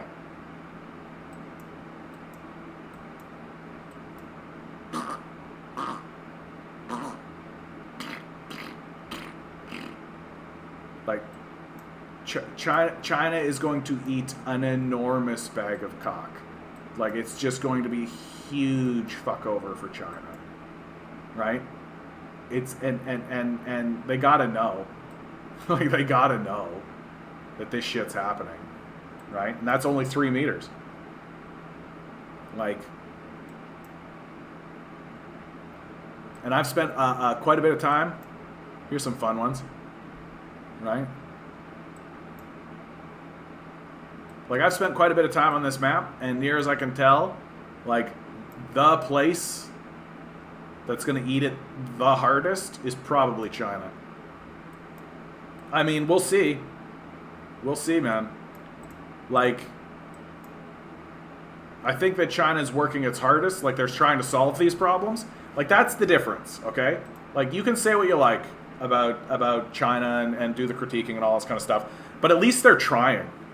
I think that's the difference, right?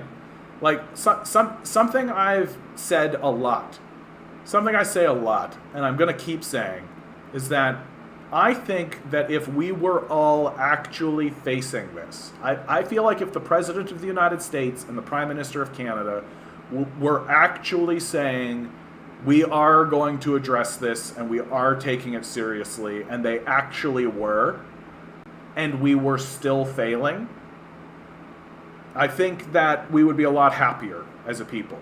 That if America and Canada were actually refiguring itself into a war economy, right? That sure, I think there would be a lot of complaining, right? I think a lot of people would be bitching about the things that they would have to sacrifice, and there would be a lot of griping, but I think people would be happier, because I think we would at least be sitting here being like, we're trying, goddammit, we're actually trying, we're pushing, we're doing it, we're trying to move that lever. We're trying to make it happen. And even if we were failing, I think we would be happier than where we are now. Because right now, we're not even trying. Like, right now, it's become obvious that the strategy is not to actually try to do anything about it. The strategy now is to just convince everybody to adapt. So the strategy previously was to try to convince everybody that we were going to do something about it, or that we are doing something about it, and then do nothing of the sort. Which is why all these guys should be incarcerated as the criminals that they actually are, right? Sea level rise is inevitable. The question is if we have the wealth to erect seawalls and mitigate the effects. Developing countries won't be able to cope. Yeah. And I mean, we're not doing that here in Canada. We're not doing any of that. Like, the clear goal at this stage in the game is to just convince the capitalists to actually give a shit, right? That Larry Fink, CEO of BlackRock, said recently, and you can believe this or not, but he did say it, that they were going to actually take environmental issues into account. I think there was a couple of years there. So you think about the major flooding that happened near Vancouver there, right? Wiped out hundreds of millions of animals died, huge amount of farmland underwater, just a total disaster, right? Which is why you never hear about it anymore, because they don't want to report on that kind of thing. But if you're a capitalist, if you're a capitalist investor, you lost a lot of money, right? And you lost a lot of money to something that you weren't even considering as an issue, or you weren't being told was an issue. And so now they're creating new systems to have a bit more of a long-term perspective, because they're understanding. No, it's not conscientious finance capital. It is actually as ruthless as it can be, which is just finally an acceptance that, oh, environmental stuff can make me lose money. We should probably have a system in place to assess the risk of environmental destruction so that I won't lose any money. And it is like that. And they're finally starting to do that. They're finally starting to do that. And I think that's the plan. Like, insofar as there is a plan, which there isn't. Cuba will be underwater. Actually, fun fact about that: Cuba doesn't get hurt too bad. Actually, like, oh, come on, John. I literally just typed it in. I was actually pretty surprised. Like, don't get me wrong, Cuba gets hit, but just like the rest of us. But it's not actually the enormous devastation that you would expect, right? So there's Cuba, right? So let's do what we were doing before with the 3 meters, right? There's Cuba, right? Like, yeah, little bit, but not even remotely as bad as what's going to happen in Louisiana, right? So I think it's probably that Cuba is elevated enough, right? There's enough elevation. And I remember experimenting with this and getting quite ludicrous about it, like 20 meters. And being like, oh yeah, like definitely, like at 20 meters. But I mean, you compare 20 meters, there's Florida, right? Like, now you're talking, right? Now you're talking. Like, at 20 meters, you're looking at like the entire coast is fucked over. You know, Cuba. You got to get pretty aggressive to get Cuba all the way under. Like, what happens at 100 meters? Like, 100 meters, you're looking at like mass relocation of like the entire species, right? Now you're talking. But even then, right? For God's sakes, Holgun is still at 100 meters. So, I actually really like looking at this map because I mean, you take a look at what happens to Russia. Fuck. I like looking at this map because it eases my mind a little bit more, right? Like, 100 meters is ridiculous, right? Like, 2 meters is actually a bit more reasonable. And it's good for, like, setting an expectation and for coming to, like... And, of course, it's not going to be completely accurate, right? Of course, fucky things are going to happen because we're fucking humans. It becomes the Cuban archipelago, yeah. Wealth is secondary for building seawalls. Resources and their scarcity is number one. Yeah, of course. No, of course. My favorite was looking at Panama. Because the question I was asking was, when does this come underwater enough that we can actually use that as like a sea lane without having the canal? And it's actually a lot. Like, it's... Like, is it even at 100?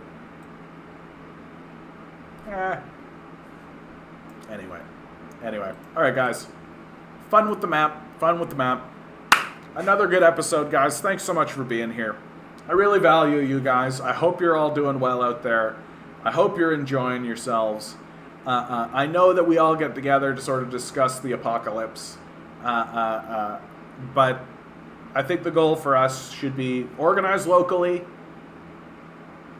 put your angst here, and then don't carry it into the rest of your life. Live your life. Get outside. Pet a dog. Say hello to that girl. Verb the noun. Do everything you can to make your life as pleasant as you possibly can. Always remember, guys. You are a quantum being walking around in quantum energy.